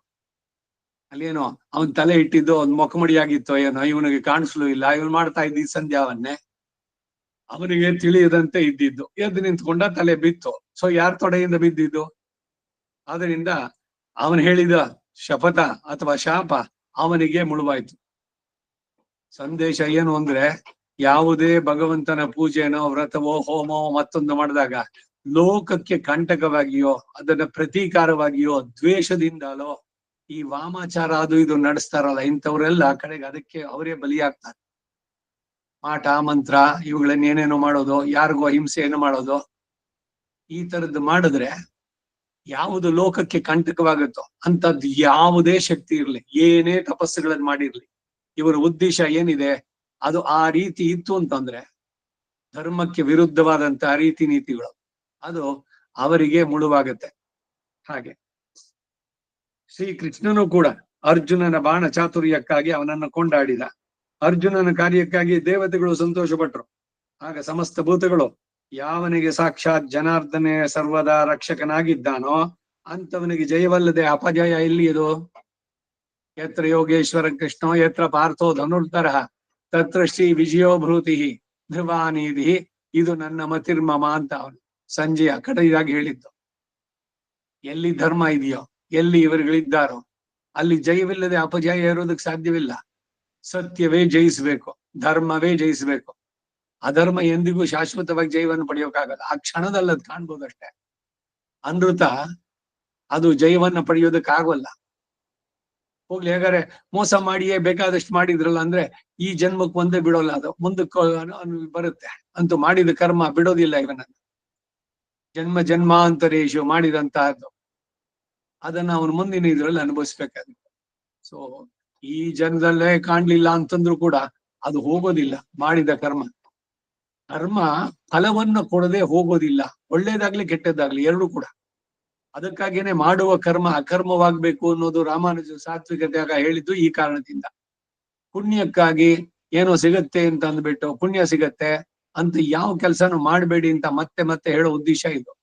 ಯಾಕೆಂದ್ರೆ ಬಂಧನಕ್ಕೆ ಕಾರಣವಾಗತ್ತೆ. ಏ ಮಹಾರಾಜ, ಸೈಂಧವನ ತಲೆಯನ್ನ ಅರ್ಜುನನು ಸ್ಯಮಂತ ಪಂಚಕದಿಂದ ಹೊರಕ್ಕೆ ಹಾರಿಸಿ ತಾನು ಪ್ರಯೋಗಿಸಿದ ಪಾಶುಪಾತ ಅಸ್ತ್ರವನ್ನ ಉಪಸಂಹರಿಸಲು ಯತ್ನಿಸಿದ.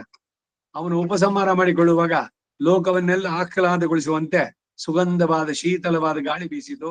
ಅರ್ಜುನನು ಮಾಡಿದ ಈ ಉಪಸಂಹಾರ ಮೋಕ್ಷಗಳನ್ನ ನೋಡಿ ದೇವತೆಗಳು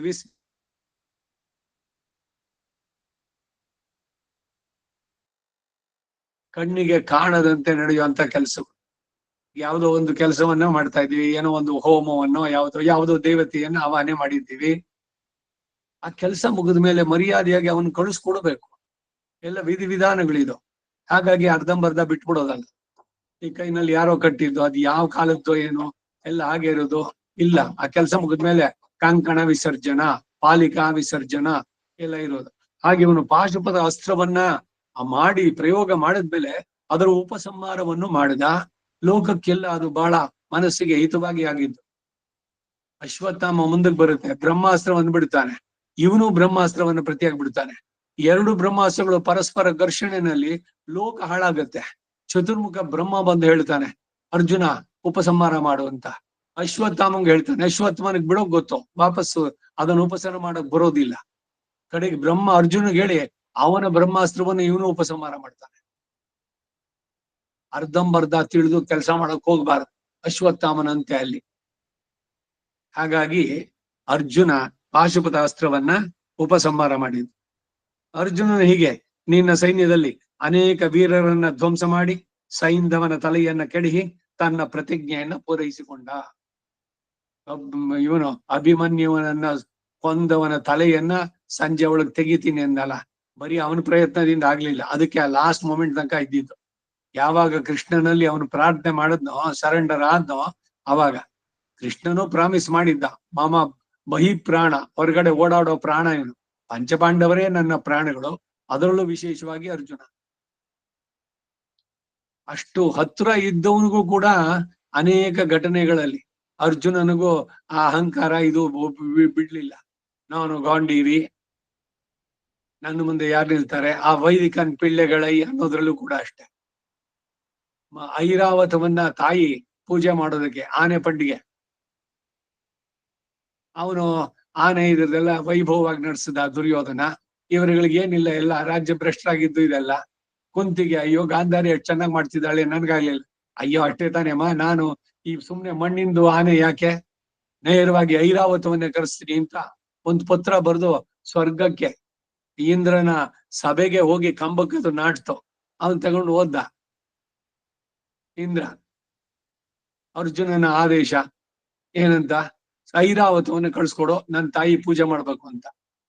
ಅವನ್ ಹೇಳ್ದ, ನಾನು ಕಳ್ಸ್ಕೊಡಕ್ಕೇನಿಲ್ಲ, ಆದ್ರೆ ನೀನು ಅದಕ್ ಮಾರ್ಗ ತೋರ್ಸು ಅಲ್ಲಿಂದ ಕೆಳಗಡೆ ಬರೋಕೆ ಅಂತ. ಅದು ನಾನ್ ಮಾಡ್ತೀನಿ ಅಂತ ಬಾಣದಲ್ಲಿ ಎಲ್ಲ ಸಿದ್ಧ ಮಾಡದ. ಅದು ಒಂದು ಕಾಲಿಟ್ಟಿದ ತಕ್ಷಣ ಎಲ್ಲ ಪುಡಿಪುಡಿಯಾಗಿ ಬಿತ್ತು. ಎಷ್ಟ್ ಸಲಿ ಮಾಡಿದ್ರು ಇಲ್ಲ. ಕೃಷ್ಣ ನಗ್ತಾ ನಿಂತಿದ್ದ ಪಕ್ಕದಲ್ಲೇನೆ. ಅಹಂಕಾರ ಎಷ್ಟು ಬೇಗ ಬರುತ್ತೆ ಅನ್ನೋದಕ್ಕೆ ಜೊತೆನಲ್ಲಿದ್ದವ್ರಿಗೂ ಬಿಡ್ಲಿಲ್ವಲ್ಲ ಅಂತ. ಕಡೆ ಕೃಷ್ಣ ಏನ್ ಮಾಡ್ದ, ಈ ಸಲಿ ನೀನ್ ಮಾಡು ಅಂದ. ಮತ್ತೆ ಇವನು ರಚನೆ ಮಾಡಿದಾಗ ಕೃಷ್ಣ ಒಂದು ಕೋಲ್ ತಗೊಂಡು ಅದ್ರಲ್ಲಿ ಸೇರಿಸ್ದ. ಅವ್ನು ಮಾಡಿದ ಮೆಟ್ಲಲ್ಲಿ ಸ್ವರ್ಗದಿಂದ ಆರಾಮ ಕೇಳಿದ್ ಬಂತು. ಕುಂತಿ ಅಂದ್ರ ಪೂಜೆ ಮಾಡಿಸ್ಕೊಂಡು ಆಮೇಲೆ ಮತ್ತೆ ವಾಪಸ್ ಹೋಯ್ತು. ಅರ್ಜುನನ ಅಹಂಕಾರ ನಿರಸನ. ಹೀಗೆ ಒಂದೊಂದೇ ವೃತ್ತಾಂತಗಳು, ದೇವತೆಗಳು, ಇಂದ್ರನ ಕಥೆನಲ್ಲಿ ಪ್ರತಿಯೊಂದರಲ್ಲೂ ಬರೋದು ಏನು ಸಂದೇಶ ನಮಗೆ ಅಂದ್ರೆ, ನಾವು ಎಚ್ಚೆತ್ಕೋಬೇಕು, ಇದನ್ನ ನಮ್ಮಿಂದ ತಪ್ಪು ಆಗಬಾರ್ದು ಅನ್ನೋದನ್ನು. ಅದು ಸಂದೇಶ. ಅವರನ್ನು ಕೀಳಾಗಿ ಮಾಡೋದು, ಇಲ್ಲ ಅರ್ಜುನನಿಗೆ ದುರಹಂಕಾರ ಇತ್ತು ಅದನ್ನ ನೋಡಿ ಇಳಿಸ್ಬಿಟ್ಟ ಅಂತ ಮಾತಾಡೋದಲ್ಲ ನಾವು. ಈಗ ಯಾರೋ ಬಿದ್ರು ಅಂದ್ರೆ ಹಳ್ಳಕ್ಕೆ ಬಿದ್ದವನ್ಗೆ ಎಲ್ರು ಒಬ್ರು ಒಂದೊಂದು ಕಲ್ಲು ಅಂತ ಗಾದೆ. ಆ ರೀತಿ ಮತ್ತೊಬ್ರು ಮಾಡಿದ ದೋಷವನ್ನ ಅಥವಾ ಅವನು ಇದಾದ ಅನ್ನೋದನ್ನ ದೊಡ್ಡದಾಗಿ ಹೇಳೋದಲ್ಲ ಉದ್ದೇಶ. ನಮ್ಮಿಂದ ಆ ಕೃತಿ ಆಗಬಾರದು. ಇದು ಸಂದೇಶ ಪುರಾಣಗಳಿಂದ ನಾವು ಕಲಿಬೇಕಾದದ್ದು.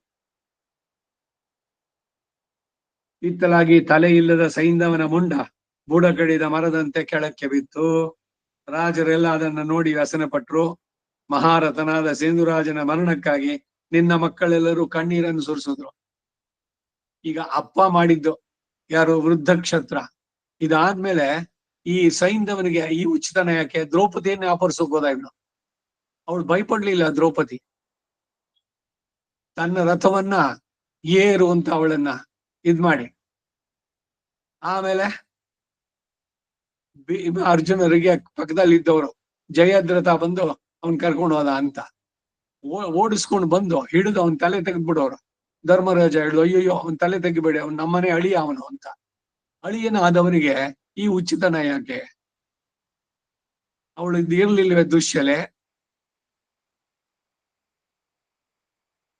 ಅವಮಾನ ಆಗೋಯ್ತು. ತಲೆಯಲ್ಲಿ 5 ಕಡೆ ತಲೆ ಕೂದಲು ತೆಗೆದ್ಬಿಟ್ಟಿದ್ದಾನೆ. ಮರಣದಂಡನೆಗೆ ಸಮಾನ.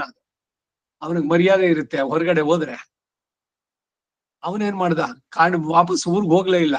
ಸೈಂಧವ ಹೋಗಿ ಕೂತ್ಕೊಂಡು ಶಿವನಿಗೆ ತಪಸ್ ಮಾಡ್ದ.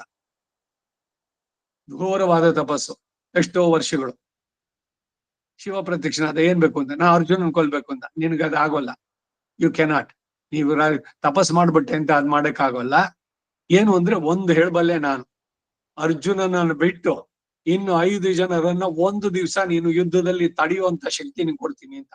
ಅದೇ ಆಗಿದ್ದು ಅಭಿಮನ್ಯುವಿನ ಇದರಲ್ಲಿ. ಯಾಕೆ ಇವನು ಚಕ್ರವ್ಯೂಹದ ಒಳಗಡೆ ಹೋದ, ಅವರುಗಳು ಬರೋಕ್ ಆಗ್ಲಿಲ್ಲ ಅನ್ನೋದಕ್ಕೆ ಏನ್ ಕಾರಣ ಅಂದ್ರೆ, ಶಿವನ ವರ ಇವನಿಗೆ ಸೈಂಧವನಿಗೆ ಇದ್ದಿತ್ತು. ಬಾಗಲಲ್ಲಿ ನಿಂತ ಭೀಮ, ನಕುಲ, ಸಹದೇವ, ಧರ್ಮರಾಜ ಯಾರು ಪ್ರವೇಶ ಮಾಡೋಕ್ಕಾಗ್ಲಿಲ್ಲ. ಅಭಿಮನ್ಯು ಮಾತ್ರ ಒಳಗೋಗಿತ್ತು. ಒಂದೊಂದಕ್ಕೆ ಈ ಲಿಂಕ್ಗಳಿದೆ. ಹೀಗೆ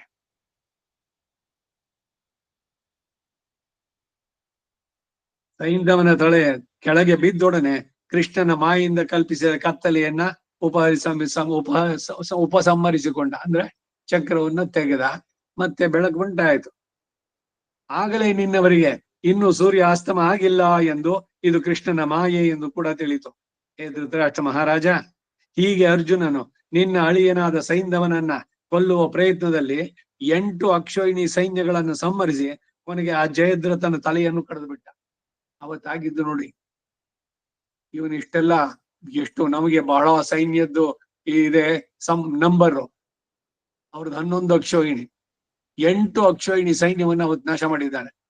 ಜಯದ್ರಥನ್ ಕೊಲ್ಲೋದಕ್ಕೆ ಮೊದಲು ಅರ್ಜುನ ಮಾಡಿದ ಕೆಲಸ. ಸೈಂಧವನ ಮರಣದಿಂದ ನಿನ್ನ ಮಕ್ಕಳಿಗೆ ತಮ್ಮ ಜಯದಲ್ಲಿ ಆಸೆಯೇ ತಪ್ಪಿ ಹೋಯಿತು. ಜಯದ್ರಥ ವಧವಾದೊಡನೆ ಕೃಷ್ಣ ಅರ್ಜುನರಿಬ್ಬರು ಕೂಡ ಶಂಖಧ್ವನಿಯನ್ನು ಮಾಡಿದ್ರು. ಅದರಂತೆ ಭೀಮ, ಸಾತ್ಯಕಿ, ಯುಧಾಮನ್ಯು, ಉತ್ತಮೋಜಸ್ಸು ಇವರೆಲ್ಲರೂ ಕೂಡ ಬೇರೆ ಬೇರೆಯಾಗಿ ತಮ್ಮ ತಮ್ಮ ಶಂಖಗಳನ್ನ ಧ್ವನಿ ಮಾಡಿದ್ರು. ಪ್ರಬಲವಾದ ಈ ಶಂಖಧ್ವನಿ ಅತ್ತಲಾಗಿ ಧರ್ಮರಾಜನ ಕಿವಿಗೆ ಬಿದ್ದಾಗ ಅರ್ಜುನನಿಂದ ಸೈಂಧವನು ಹತನಾಗಿರ್ಬೇಕು ಎಂದು ಅವನು ಕೂಡ ನಿಶ್ಚಯಿಸಿದ. ಒಡನೆ ಅತ್ತಲಾಗಿ ತನ್ನ ಸೈನ್ಯದಲ್ಲಿಯೂ ಜಯವಾದ್ಯಗಳನ್ನ ನುಡಿಸಿದ್ರು. ಆಮೇಲೆ ತಿರುಗಿ ತಾನು ದ್ರೋಣಾಚಾರ್ಯರೊಡನೆ ಯುದ್ಧಕ್ಕೆ ಸಿದ್ಧನಾದ. ಸೂರ್ಯಾಸ್ತಮಯ ಆಗ್ತಾ ಇರುವ ಕಾಲದಲ್ಲಿ ದ್ರೋಣನಿಗೆ ಸೋಮಕರೊಡನೆ ಪ್ರಬಲ ಯುದ್ಧ ಆಯ್ತು. ಸೈಂಧವನು ಹತನಾದನೆಂಬ ಸಂತೋಷದಿಂದ ಸೋಮಕರೆಲ್ಲರೂ ಕೂಡ ತಾವು ಇತ್ತಲಾಗಿ ದ್ರೋಣನನ್ನು ಕೊಲ್ಲಬೇಕೆಂದು ಸರ್ವ ಪ್ರಯತ್ನದಿಂದ ಹೋರಾಡಿದ್ರು. ಪಾಂಡವ ಸೈನಿಕರು ಉತ್ಸಾಹದಿಂದ ದ್ರೋಣನೊಡನೆ ಯುದ್ಧ ಮಾಡ್ತಾ ಇದ್ರು.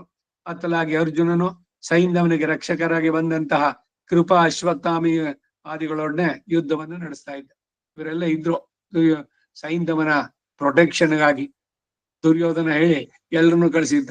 ಕೃಪಾ, ಅಶ್ವತ್ಥಾಮ, ಯಾರ್ಯಾರು ಮಹಾರಥರು ಇದ್ರು ಅವರೆಲ್ಲ ಅಲ್ಲಿ ಇದ್ದಿದ್ದು.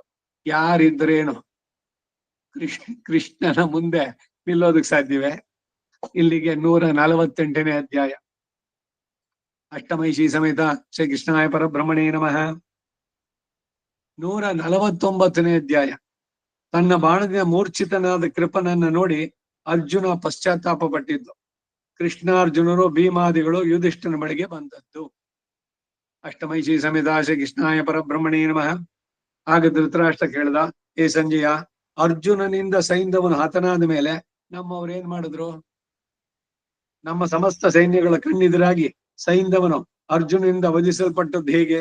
ಅಯ್ಯೋ, ಕರ್ಣ, ಕೃಪ, ಅಶ್ವತ್ಥಾಮರೇ ಮೊದಲಾದ ಮಹಾವೀರರಿಂದ ರಕ್ಷಿಸಲ್ಪಡುತ್ತಿದ್ದ ನನ್ನ ಅಳಿಯ ಈ ಅರ್ಜುನನೆಂಬ ಬೆಂಕಿಯ ಬಾಯಲ್ಲಿ ಹೇಗೆ ಬಿದ್ದ? ಈ ಅನರ್ಥಕ್ಕೆಲ್ಲ ಮೂಲವೆನಿಸಿದ ಬುದ್ಧಿಹೀನನ ನನ್ನ ಮಗನು ತನ್ನ ತಮ್ಮಂದಿರೊಡನೆ ಸೇರಿ ಮುಂದೆ ನಡೆಸಿದ ಕಾರ್ಯ ಏನು? ಬಾಯಿನಲ್ಲಿ ಸುಮ್ನೆ ಬುದ್ಧಿಹೀನ ಮಗ ಅಂತ. ತಾನು ಮಾಡಿದ್ದು ಮೂಲ ಅವನಲ್ಲೇ ತಾನೆ. ಎಲ್ಲ ಅಧರ್ಮ ಅನ್ಯಾಯಗಳಿಗೆ ಮೂಲ ಧೃತರಾಷ್ಟ್ರ. ಇವನು ಮತ್ತೆ ಮತ್ತೆ ಇವನು ಸಂಜಯ ಹೇಳ್ತಾ ಇರ್ತಾನೆ. ಅವನು ಬಾಯಿನಲ್ಲಿ ಹೇಳುದು, ಅಯ್ಯೋ ನನ್ನ ಮಗ ನನ್ನ ಮಾತನ್ನು ಕೇಳೋಲ್ಲ, ದುಷ್ಟ ಚತುಷ್ಟ ಇರೋ ಅವ್ರ ಜೊತೆ ಸೇರ್ಕೊಂಡು ಹೀಗೆ ಬುದ್ಧಿಹೀನನಾದ ನನ್ನ ಮಗ ಮುಂದೆ ಮಾಡಿದ್ದೇನು ಅಂದ. ಅದಕ್ಕೆ ಸಂಜಯ ಹೇಳ್ದ, ಹೇ ಮಹಾರಾಜ, ಸೈಂಧವನ ಸತ್ತದ್ದನ್ನ ನೋಡಿ ಕೃಪಾಚಾರ್ಯನಿಗೆ ದುಸ್ಸಹವಾದ ಕೋಪ ಉಂಟಾಯಿತು. ದೊಡ್ಡ ಬಾಣವರ್ಷವನ್ನು ಕರೆಯುತ್ತಾ ಅರ್ಜುನನ ಈಡೇರಿಸಿದ. ಇನ್ನೊಂದು ಕಡೆಯಿಂದ ಅಶ್ವತ್ಥಾಮನು ಅರ್ಜುನ ಮೇಲೆ ಬಾಣಗಳನ್ನು ಬಿಡ್ತಾ ಬಂದ. ಈ ಮಹಾರಥಿಗರಿಬ್ಬರು ಎರಡು ಕಡೆಗಳಿಂದ ಎಡಬಿಡದೆ ಬಾಣವರ್ಷವನ್ನ ಕರೀತಾ ಬರಲು ಅರ್ಜುನಿಗೆ ಅದು ತಡೆಯಲು ಸಾಧ್ಯವಾಯಿತು. ಆದ್ದರಿಂದ ಅವನು ಬಹಳವಾಗಿ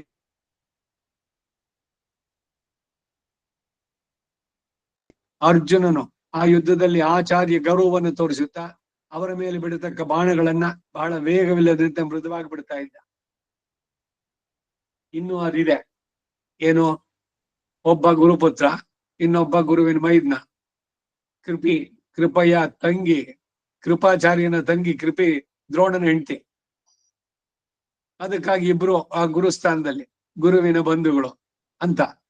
ಆ ಬಾಣಗಳಿಗಾಗಿ ಅವರು ಹೆದರದೇ ಇದ್ರು ಕೂಡ ಅವನ ಬಿಟ್ಟ ಬಾಣಗಳು ಅಸಂಖ್ಯಾತವಾದ್ದರಿಂದ ಅವರಿಬ್ಬರಿಗೂ ಹಿಂದೆ ಮುಂದೆ ತೋರದಂತಾಯ್ತು.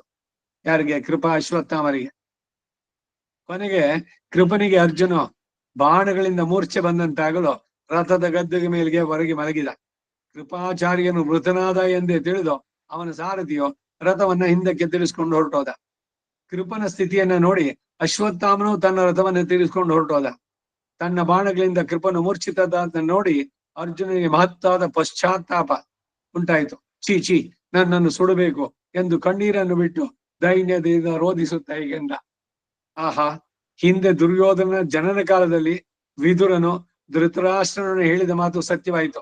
ಇದನ್ನೆಲ್ಲ ತಿಳಿದೆ ಮಹಾಪ್ರಾಜ್ಞಾದ ವಿದುರ ಹಾಗೆ ಹೇಳಿದ, ಕುಲಘಾತಕನಾದ ದುರ್ಯೋಧನ ಹುಟ್ಟಿದೊಡನೆ ಇವನು ಮಹಾಪಾಪಿ, ಇವನಿಂದ ವಂಶಕ್ಕೆ ಹಾನಿ ಉಂಟು, ಆದ್ದರಿಂದ ಇವನನ್ನು ಈಗಲೇ ಕೊಂದು ಬಿಡು ಎಂದು ಧೃತರಾಷ್ಟ್ರನೇ ವಿದುರ ಹೇಳಿದ ಮಾತು ಸತ್ಯ ಎಂಬುದು ಈಗ ನಿದರ್ಶನಕ್ಕೆ ಬರ್ತಾ ಇದೆ. ಲೋಕದವರೆಲ್ಲ ಹೇಳೋದೇನು? ಈಗ ಯಾರು ಹೇಳಿದ್ರು ಧೃತರಾಷ್ಟ್ರನ್ಗೆ, ಆ ಮಗ, ನಿನ್ ದೊಡ್ಡ ಮಗ, ಅವನು ಎಲ್ಲ ನಿನ್ ಕುಲನು ಹಾಳು ಮಾಡ್ತಾನೆ ಅಂತ, ಅವನೊಬ್ಬನ ತೆಗೆದು ಬಿಡೋ ಅಂತ ಹೇಳೋರು ಹೇಳ್ಬಿಡ್ತಾರೆ. ಮೊದಲನೇ ದೊಡ್ಡ ಮಗ ಬಿಟ್ಬಿಡಕ್ಕಾಗುತ್ತೇನೋ, ಅವನು ಕಟ್ಕೊಳ್ಳಿ, ಅನುಭವಿಸಿ ಕಡೆಗೆ. ಕೃಷ್ಣ ಹೇಳೋದೇನು? ತ್ಯಜೇದೇ ಕಾದ್ ಕುಲಸ್ಯಾರ್ತೆ ಗ್ರಾಮಸ್ಯಾರ್ತೆ ಕುಲಂ ತ್ಯಜೆ. ಗ್ರಾಮಂ ಜನಪದಾಸ್ತೆ ಆತ್ಮಾರ್ತೆ ಪೃಥ್ವೀಂ ತ್ಯಜೇತ್ ಅಂತ ಶ್ಲೋಕ ಪುರ. ಒಂದು ಕುಟುಂಬದಲ್ಲಿ ಒಬ್ಬನಿಂದ ಆ ಕುಟುಂಬದ ನೆಮ್ಮದಿಗೆ ಭಂಗ ಉಂಟಾಗ್ತಾ ಇದೆ ಅಂದ್ರೆ ಮೂಲಾಜಿಲ್ದೆ ಅವ್ನು they should be kicked out of the family. ಕುಲ ಉಳಿಯುತ್ತೆ. ಒಂದು ಗ್ರಾಮದಲ್ಲಿ ಒಂದು ಫ್ಯಾಮಿಲಿಯಿಂದ ಎಲ್ಲ ರಾಜಕೀಯ ಅದು ಇದ್ದು ಏನೇನೋ ಎಲ್ಲ ತೊಂದರೆಗಳು ಮಾಡ್ತಾ ಇದ್ದಾರೆ ಅಂದ್ರೆ ಅವರನ್ನು ಓಡಿಸ್ಬೇಕು ಊರಿನಿಂದ. ಶಸ್ತ್ರಕ್ರಿಯೆ ಮಾಡದಂತೆ ಆಪರೇಷನ್ ಮಾಡ್ತಾರೆ. ಅಯ್ಯೋ, ಕಟ್ಟು ಮಾಡ್ತಾರೆ, ರಕ್ತ ಬರುತ್ತೆ, ಬೇಡ ಬೇಡ ನನಗೆ ಅದೇ ಇಟ್ಕೊಳ್ಳಿ, ಆ ರೋಗದಿಂದಾನೇ ನಾನು ನರಳ್ತೀನಿ ಅಂದ್ರೆ ಅವನು ಮೂರ್ಖನೋ ವಿವೇಕಿನೋ? ಡಯಾಬಿಟಿಸ್ ಗ್ಯಾಂಗ್ರೀನ್ ಅಂತ ಅದು ತೀವ್ರವಾಗಿ ಹೋಗಿ ಕಾಲು ಬೆರಳುಗಳೆಲ್ಲ ಕೊಳೆಯೋ ಸ್ಥಿತಿಗೆ ಬರುತ್ತೆ. ಬೆರಳು ಆಂಪ್ಯೂಟ್ ಮಾಡ್ಬೇಕು, ತೆಗಿಬೇಕು ಅಂತ ಡಾಕ್ಟರ್ ಹೇಳ್ತಾರೆ. ಅಯ್ಯೋ ಬೇಡ ಡಾಕ್ಟ್ರೆ, ನನ್ ಕಾಲ್ ಬೆರಳು ತೆಗೆದು ಬಿಟ್ರೆ, ಕಾಲ್ ಬೆರಳು ತೆಗೆದಿದ್ರೆ ಮಂಡಿ ತೆಗಿತಾರೆ, ಆಮೇಲೆ ಪ್ರಾಣನೂ ತೆಗಿತಾರೆ ಕಡೆಗೆ. ಆಗ್ಲೇನೆ ಡಾಕ್ಟರ್ ಹೇಳಿದ ಪ್ರಕಾರ ಆ ಬೆರಳನ್ನ ಕತ್ತರಿಸಿ ಬಿಸಾಕಿದ್ರೆ ಬೇರೆ ಅಂಗಗಳು ಎಲ್ಲ ಉಳ್ಕೊಂಡಿರೋದು. ಧೃತರಾಷ್ಟ್ರನಿಗೆ ಎಷ್ಟು ಜನ ಹೇಳಿದ್ದು ವಿವೇಕವನ್ನ, ಇವನೊಬ್ಬನನ್ನ ನೀನ್ ತ್ಯಜಿಸು, ನಿನ್ನ ಕುಲ ಉಳಿಯುತ್ತೆ, ನಿನ್ನವರು ಎಲ್ರು ಚೆನ್ನಾಗಿರ್ತೀನಿ ಅಂತ. ಧೃತರಾಷ್ಟ್ರರೊಡನೆ ವಿದುರ ಹೇಳಿದ ಮಾತು ಸತ್ಯ ಎಂಬುದು ಈಗ ನಿದರ್ಶನಕ್ಕೆ ಬರ್ತಾ ಇದೆ. ವಿದುರ ಯಾರು? ಸಾಕ್ಷಾತ್ ಯಮಧರ್ಮರಾಜ. ಅಣಿಮಾಂಡವ್ಯನ ಶಾಪದಿಂದ ದಾಸಿ ಪುತ್ರನಾಗಿ ಜನಿಸಿದ್ದು. ಹೇಳಿದ್ದು ವಿವೇಕ. ವಕ್ತ ಶ್ರೋತಾಚ ದುರ್ಲಭ ಅಂತ ಮಾರೀಚ ರಾವಣನ್ಗೆ ಹೇಳ್ತಾನೆ. ಒಳ್ಳೆ ಮಾತು ಪಥ್ಯವಾಗಿ ಕಂಡ್ರು ಕೂಡ ಹಿತವಾದದ್ದು ಯಾವುದೋ ಅದು ನಿಮಗೆ ಇಷ್ಟವಾಗೋಲ್ಲ. ಔಷಧಿ ಕುಡಿಯೋಕೆ ಐಸ್ ಕ್ರೀಮ್ ತರ ಇರೋಲ್ಲ, ಆದ್ರೆ ಶರೀರಕ್ಕೆ ಒಳ್ಳೇದದು, ನಾಲಿಗೆಗೆ ಕಹಿ. ಹಾಗೆ ಆತ್ಮದ ಉದ್ಧಾರಕ್ಕೆ ಬರುವಂತಹ ವಿವೇಕದ ಇದು ಉಪದೇಶಗಳನ್ನ ಹೇಳಿ ಸ್ವೀಕರಿಸ್ತಾರೇನೋ, ಸ್ವೀಕರಿಸಿದ್ರೆ ಅವನು ಉದ್ಧಾರ ಆಗ್ತಾನೆ, ಇಲ್ದಿದ್ರೆ ನಾಶವಾಗೋದಷ್ಟೆ. ಆ ದುರ್ಯೋಧನ ದೆಸೆಯಿಂದಲ್ಲವೇ ನಮ್ಮ ಪಿತಾಮಹನು ಗುರುವೂ ಆದ ಭೀಷ್ಮನು ಶರತಲ್ಪದಲ್ಲಿ ಮಲಗೋದನ್ನ ನಾವು ನೋಡ್ಬೇಕಾಯ್ತು. ಕ್ಷತ್ರಿಯರ ನಡತೆಯನ್ನು ಸುಡಬೇಕು, ಅವರ ಬಲ ಪೌರುಷಗಳನ್ನು ಸುಡಬೇಕು. ಆಚಾರ್ಯನು ಬ್ರಾಹ್ಮಣೋತ್ತಮನು ಆದವನನ್ನ ನನ್ನಂತವನು ಹೀಗೆ ವಿರೋಧಿಸಿ ನಿಲ್ಲೋದು ಅಂದ್ರೇನು? ಆ ಕೃಪನೋ ಋಷಿಪುತ್ರ, ನನಗೆ ಆಚಾರ್ಯ, ನನ್ನ ಗುರುವಾದ ದ್ರೋಣನಿಗೆ ಪರಮ ಮಿತ್ರ, ಅಂತವನು ನನ್ನ ಬಾಣದಿಂದ ಮೂರ್ಛಿತನಾಗಿ ಮಲಗಿದ್ದಾನೆ. ನಾನು ಇಷ್ಟವಿಲ್ಲದೆ ಅಲಕ್ಷ್ಯವಾಗಿ ಯುದ್ಧ ಮಾಡಿದ್ರು ಕೂಡ ಅವನು ಮೂರ್ಛಿತನಾಗಿ ಬಿದ್ದದ್ದು ನನ್ನ ಪ್ರಾಣಗಳನ್ನೇ ಕಿವಿಚುವಂತೆ ಸಂಕಟ ಮಾಡ್ತಾ ಇದೆ. ಬೇಕಿತ್ತಾ ಇದೆಲ್ಲ ಅರ್ಜುನನ್ಗೆ? ಹೌದು, ಬಂಧುಗಳು ಎಲ್ಲ. ಆದ್ರೆ ನಿಂತಿರೋದು ಇವಾಗ ಎಲ್ಲಿ? ಧರ್ಮಕ್ಕೆ ವಿರುದ್ಧವಾಗಿ. ಅವರಲ್ಲಿ ಏನು ಕನ್ಸಂಟ್ರೇಷನ್? ಮೊದಲೇ ಪುತ್ರ ಶೋಕದಿಂದ ಪರವಶನಾಗಿದ್ದಂತಹ ನಾನು ಶತ್ರು ಬಾಣಗಳಿಂದ ಬಹಳವಾಗಿ ನೊಂದು ದುರವಸ್ಥೆಗೆ ಈಡಾಗಿದ್ದೆ. ಬಾರಿಗೂ ವೈರಿಗಳ ಪ್ರಹಾರದಿಂದ ನೊಂದಿದ್ದ ನಾನು ಆತ್ಮರಕ್ಷಣೆಗಾಗಿ ಅವನನ್ನು ಎದುರಿಸ್ಬೇಕಾಯ್ತು. ಅಯ್ಯೋ ವಾಸುದೇವ, ಆ ಕೃಪನು ಮೂರ್ಛಿತನಾಗಿ ರಥದಲ್ಲಿ ಮಲಗಿರೋದು ಪುತ್ರವದಕ್ಕಿಂತಲೂ ಹೆಚ್ಚಾಗಿ ನನ್ನ ಸಂಕಟಗೊಳಿಸ್ತಾ ಇದೆ. ಅದಕ್ಕೆ ಉದ್ವೇಗಕ್ಕೆ ಒಳಗಾಗಬಾರ್ದು. ಮನಸ್ಸನ್ನ, ಎಮೋಷನ್ಸ್ ಇದೆಯಲ್ಲ, ಅದನ್ನ ಕಂಟ್ರೋಲ್ ಮಾಡ್ಕೋಬೇಕು. ಇಲ್ದಿದ್ರೆ ಹಿಂಗೆ ಆಗ್ಬೋದು, ವಿವೇಕ ಮರಿಯಾಗ್ಬಿಡುತ್ತೆ. ಕೃಷ್ಣ ಜೊತೆಗಿದ್ದಾನೆ, ಗೀತೋಪದೇಶ ಆಗಿದೆ, ಧರ್ಮಕ್ಕಾಗಿ ಮಾಡ್ತೀನಿ ಅಂತ ಹೇಳಿದ್ದಾನೆ. ಮತ್ತೆಂತದ್ದು ಇದು ಎಲ್ಲ? ಯಾಕೆ ಬರ್ಬೇಕಿದೆಲ್ಲ? ಅವನ್ ಗುರುನೋ ಪಿತಾಮಹನೋ ಯಾರೇ ಆಗ್ಲಿ, ಅಧರ್ಮದ ಜೊತೆಗಿದ್ರೆ ಮೂಲಾಜಿಲ್ದೆ ಹೊಡಿಬೇಕು ಅಷ್ಟೇ. ಧರ್ಮ ಪ್ರಧಾನವಾಗ್ಬೇಕಾದ್ರೆ ಇಲ್ಲಿ ರಿಲೇಷನ್ಸ್, ಸಂಬಂಧಗಳನ್ನ ನೆನೆಸ್ಕೊಂಡು ಕೂತ್ಕೊಳಕ್ಕಾಗುತ್ತಾ? ದಂಡಿನಲ್ಲಿ ಸೋದರ ಮಾವನಿ ಅಂತ ಗಾದೆ ಬದ್ದಿದ್ದೇನೆ. ಸಹದೇವ ಕೊಲ್ತಾನೆ ಶಲ್ಯನನ್ನ, ಸೋದರ ಮಾವ.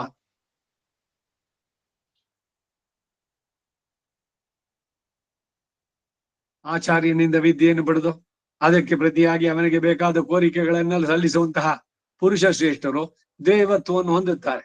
ಹಾಗಿಲ್ಲಿದೆ, ಗುರುಗಳಿಂದ ವಿದ್ಯೆಯನ್ನು ಪಡೆದು ಅವರನ್ನೇ ಕೊಲೆ ಮಾಡತಕ್ಕಂತ ನನ್ನಂತಹ ದುಶ್ಚರಿತರು ಕ್ರೂರವಾದ ನರಕಕ್ಕೆ ಹೋಗ್ಬೇಕು. ಗೀತೋಪದೇಶ ಆಗಿತ್ತ ಇವನಿಗೆ? ಆ ಗುರು ಆದವನು ಎಲ್ಲಿದ್ದಾನೆ ಇವಾಗ? ಅಸತ್ಯದ ಜೊತೆಗಿದ್ರೆ ಅವನಿಗೆ ಇದ್ ಮಾಡ್ಬೇಕಾ? ಭೀಷ್ಮ ಹೇಳಿದ್ನಲ್ಲ, ಆ ಸಿಂಹಾಸನಕ್ಕೆ ನಾನು ಯಾವಾಗ್ಲೂ ಬದ್ಧನಾಗಿರ್ತೇನೆ ಅಂತ. ಯಾವಾಗಿರ್ಬೇಕು? ಧರ್ಮ ಮಾರ್ಗದಲ್ಲಿ ಅವನ ನಡೆಸೋದಾದ್ರೆ ಅವನಿಗೆ ಯಜ್ಞನಾಗಿ ರಕ್ಷಕನಾಗಿರ್ಬೇಕು. ಅಧರ್ಮವನ್ನೇ ಮಾಡ್ತಾ ಇದ್ರು ಕೂಡ ಅವಾಗ್ಲೂ ಅವನಿಗೆ ರಕ್ಷಣೆಗೆ ನಿಂತ್ಕೊಳ್ತೀನಿ ಅಂದ್ರೆ ಅದೇನ್ ಪ್ರತಿಜ್ಞೆನ? ಅದು ಏನೋ ಒಂದ್ ಹೇಳ್ಬಿಟ್ವಿ ಅಂತ. ಅದಕ್ಕೆ ಅಪ್ಪ ಹಾಕಿದ ಆಲದ ಮರಕ್ಕೆ ನೇತಾಕೊಂಡ್ರು ಒಂದು ಗಾದೆ. ಆಲದ ಮರ ಹಾಕಿದ್ದು ಇವನ್ ಮಗ ನೇತಾಕೊಳ್ಳಿ ಅಂತಾನೆ. ಇಲ್ಲ, ಅದು ನಮ್ಮ ಅಪ್ಪ ಹಾಕಿದ್ದು. ಆ ರೀತಿ ಆಗತ್ತೆ.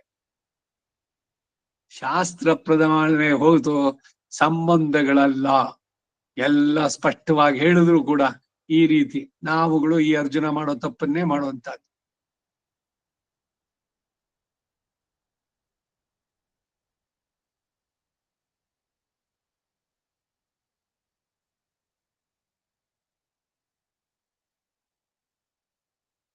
ಹಿಂದೆ ಇದೇ ಕೃಪಾಚಾರ್ಯನು ನನಗೆ ವಿದ್ಯೆಯನ್ನು ಹೇಳ್ಕೊಟ್ಟಾಗ ಈ ಶಸ್ತ್ರಗಳನ್ನ ನೀನು ಗುರುವಿನಲ್ಲಿ ಹೇಗೋ ಎಂದು ಉಪಯೋಗಿಸಬಾರದು ಅಂತ ಹೇಳಿದ್ದ. ಆ ಆಚಾರ್ಯನ ಉಪದೇಶವನ್ನು ಲಕ್ಷ್ಯ ಮಾಡಿದೆ. ನಾನು ಅವನನ್ನೇ ನನ್ನ ಬಾಣಗಳಿಂದ ಹೊಡೆದೆ. ಪೂಜ್ಯನಾದ ಗುರುತ್ತಮನಿಗೆ ನನ್ನ ನಮಸ್ಕಾರ ಇರ್ಲಿ, ಅಂತವನನ್ನ ಬಾಣದಿಂದ ಹೊಡೆದ ನನ್ನ ಜನ್ಮಕ್ಕೆ ಧಿಕ್ಕಾರ ಇರ್ಲಿ ಅಂತ ಮಹಾರಾಜ ತನ್ನ ಕಠಿಣ ಪ್ರತಿಜ್ಞೆಯನ್ನು ಪೂರೈಸಿ ಕೊನೆಗೆ ಕೃಪನ ವಿಷಯದಲ್ಲಿ ತನ್ನ ತಪ್ಪಿಗಾಗಿ ವಿಲಸುತ್ತಿರುವ ಅರ್ಜುನನ ನೋಡಿ ಕೃಷ್ಣ ಪ್ರೇಮದಿಂದ ಆಲಂಗಿಸಿಕೊಂಡು ಸಮಾಧಾನ ಪೂರ್ವಕವಾಗಿ ಹೇಳ್ದ, ಹೇ ಜಯಶೀಲ, ನೀನು ಮಾಡಿದ ದಾರುಣವಾದ ಪ್ರತಿಜ್ಞೆಯನ್ನ ಭಾಗ್ಯವಶದಿಂದ ನೀನು ನಿರ್ವಹಿಸಿದೆ. ಪಾಪಿಯಾದ ಸೈನ್ಯವನು ಅವನ ತಂದೆಯಾದ ವೃದ್ಧಕ್ಷತ್ರನೋ ಭಾಗ್ಯವಶದಿಂದ ಹತರಾದ್ರು. ಈ ಧಾರ್ತರಾಟ್ ಸೈನ್ಯವನ್ನು ಎದುರಿಸಿದ ಮೇಲೆ ದೇವ ಸೈನ್ಯಕ್ಕಾದರೂ ಕಷ್ಟ ತಪ್ಪಿದ್ದಲ್ಲ. ನೀನು ಹೀಗೆ ಚಿಂತಿಸಬಾರದು. ಇಂತಹ ದೊಡ್ಡ ಸೈನ್ಯವನ್ನ ಎದುರಿಸಿ ಜಯಿಸಿ ಬಂದ ಮೇಲೆ ಬೇರೆ ಯಾವನು ತನ್ನ ಕಾರ್ಯಕ್ಕಾಗಿ ನಿನ್ನಂತೆ ಚಿಂತಿಸಲಾರ.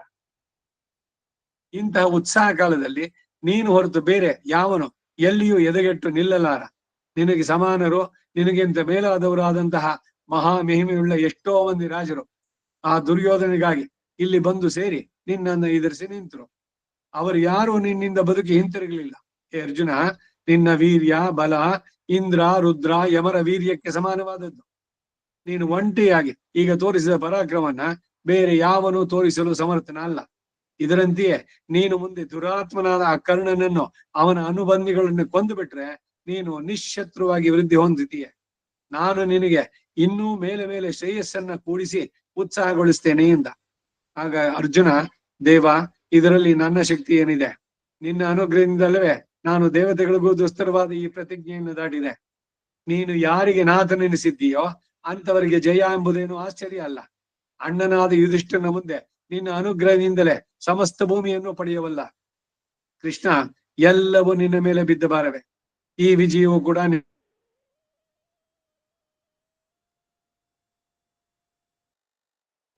ಅಟ್ಲೀಸ್ಟ್ ಅರಿವು ಇದು. ಅಲ್ಲೂ ಅಷ್ಟೇ, ಆ ಜಯದ್ರಥನ ತಲೆ ಇದ್ ಮಾಡ್ಬೇಕಾದ್ರೆ ಕತ್ತಲಾಗಿದೆ ಇಲ್ಲ, ಅವನು ಎದ್ ನಗ್ತಾ ಇದ್ದಾನೆ. ಕೃಷ್ಣ ಹೇಳ್ದ, ಅರ್ಜುನ ಇನ್ನು ಬಾಣ ತಗೊಂಡ್ ಬಿಡು ಅಂತ. ಹೇಳಿದ ತಕ್ಷಣ ಬಿಡದೆ, ಇಲ್ಲ ಇಲ್ಲ ಕೃಷ್ಣ ಗೊತ್ತಾಗೋಯ್ತಲ್ಲ, ನಂದಾಗ್ಲಿಲ್ವಲ್ವಾ, ಏನಾದ್ರು ಮಾಡಿದ್ರೆ ಆಗ್ತಿತ್ತು ಅವಾಗ ಅಂತ.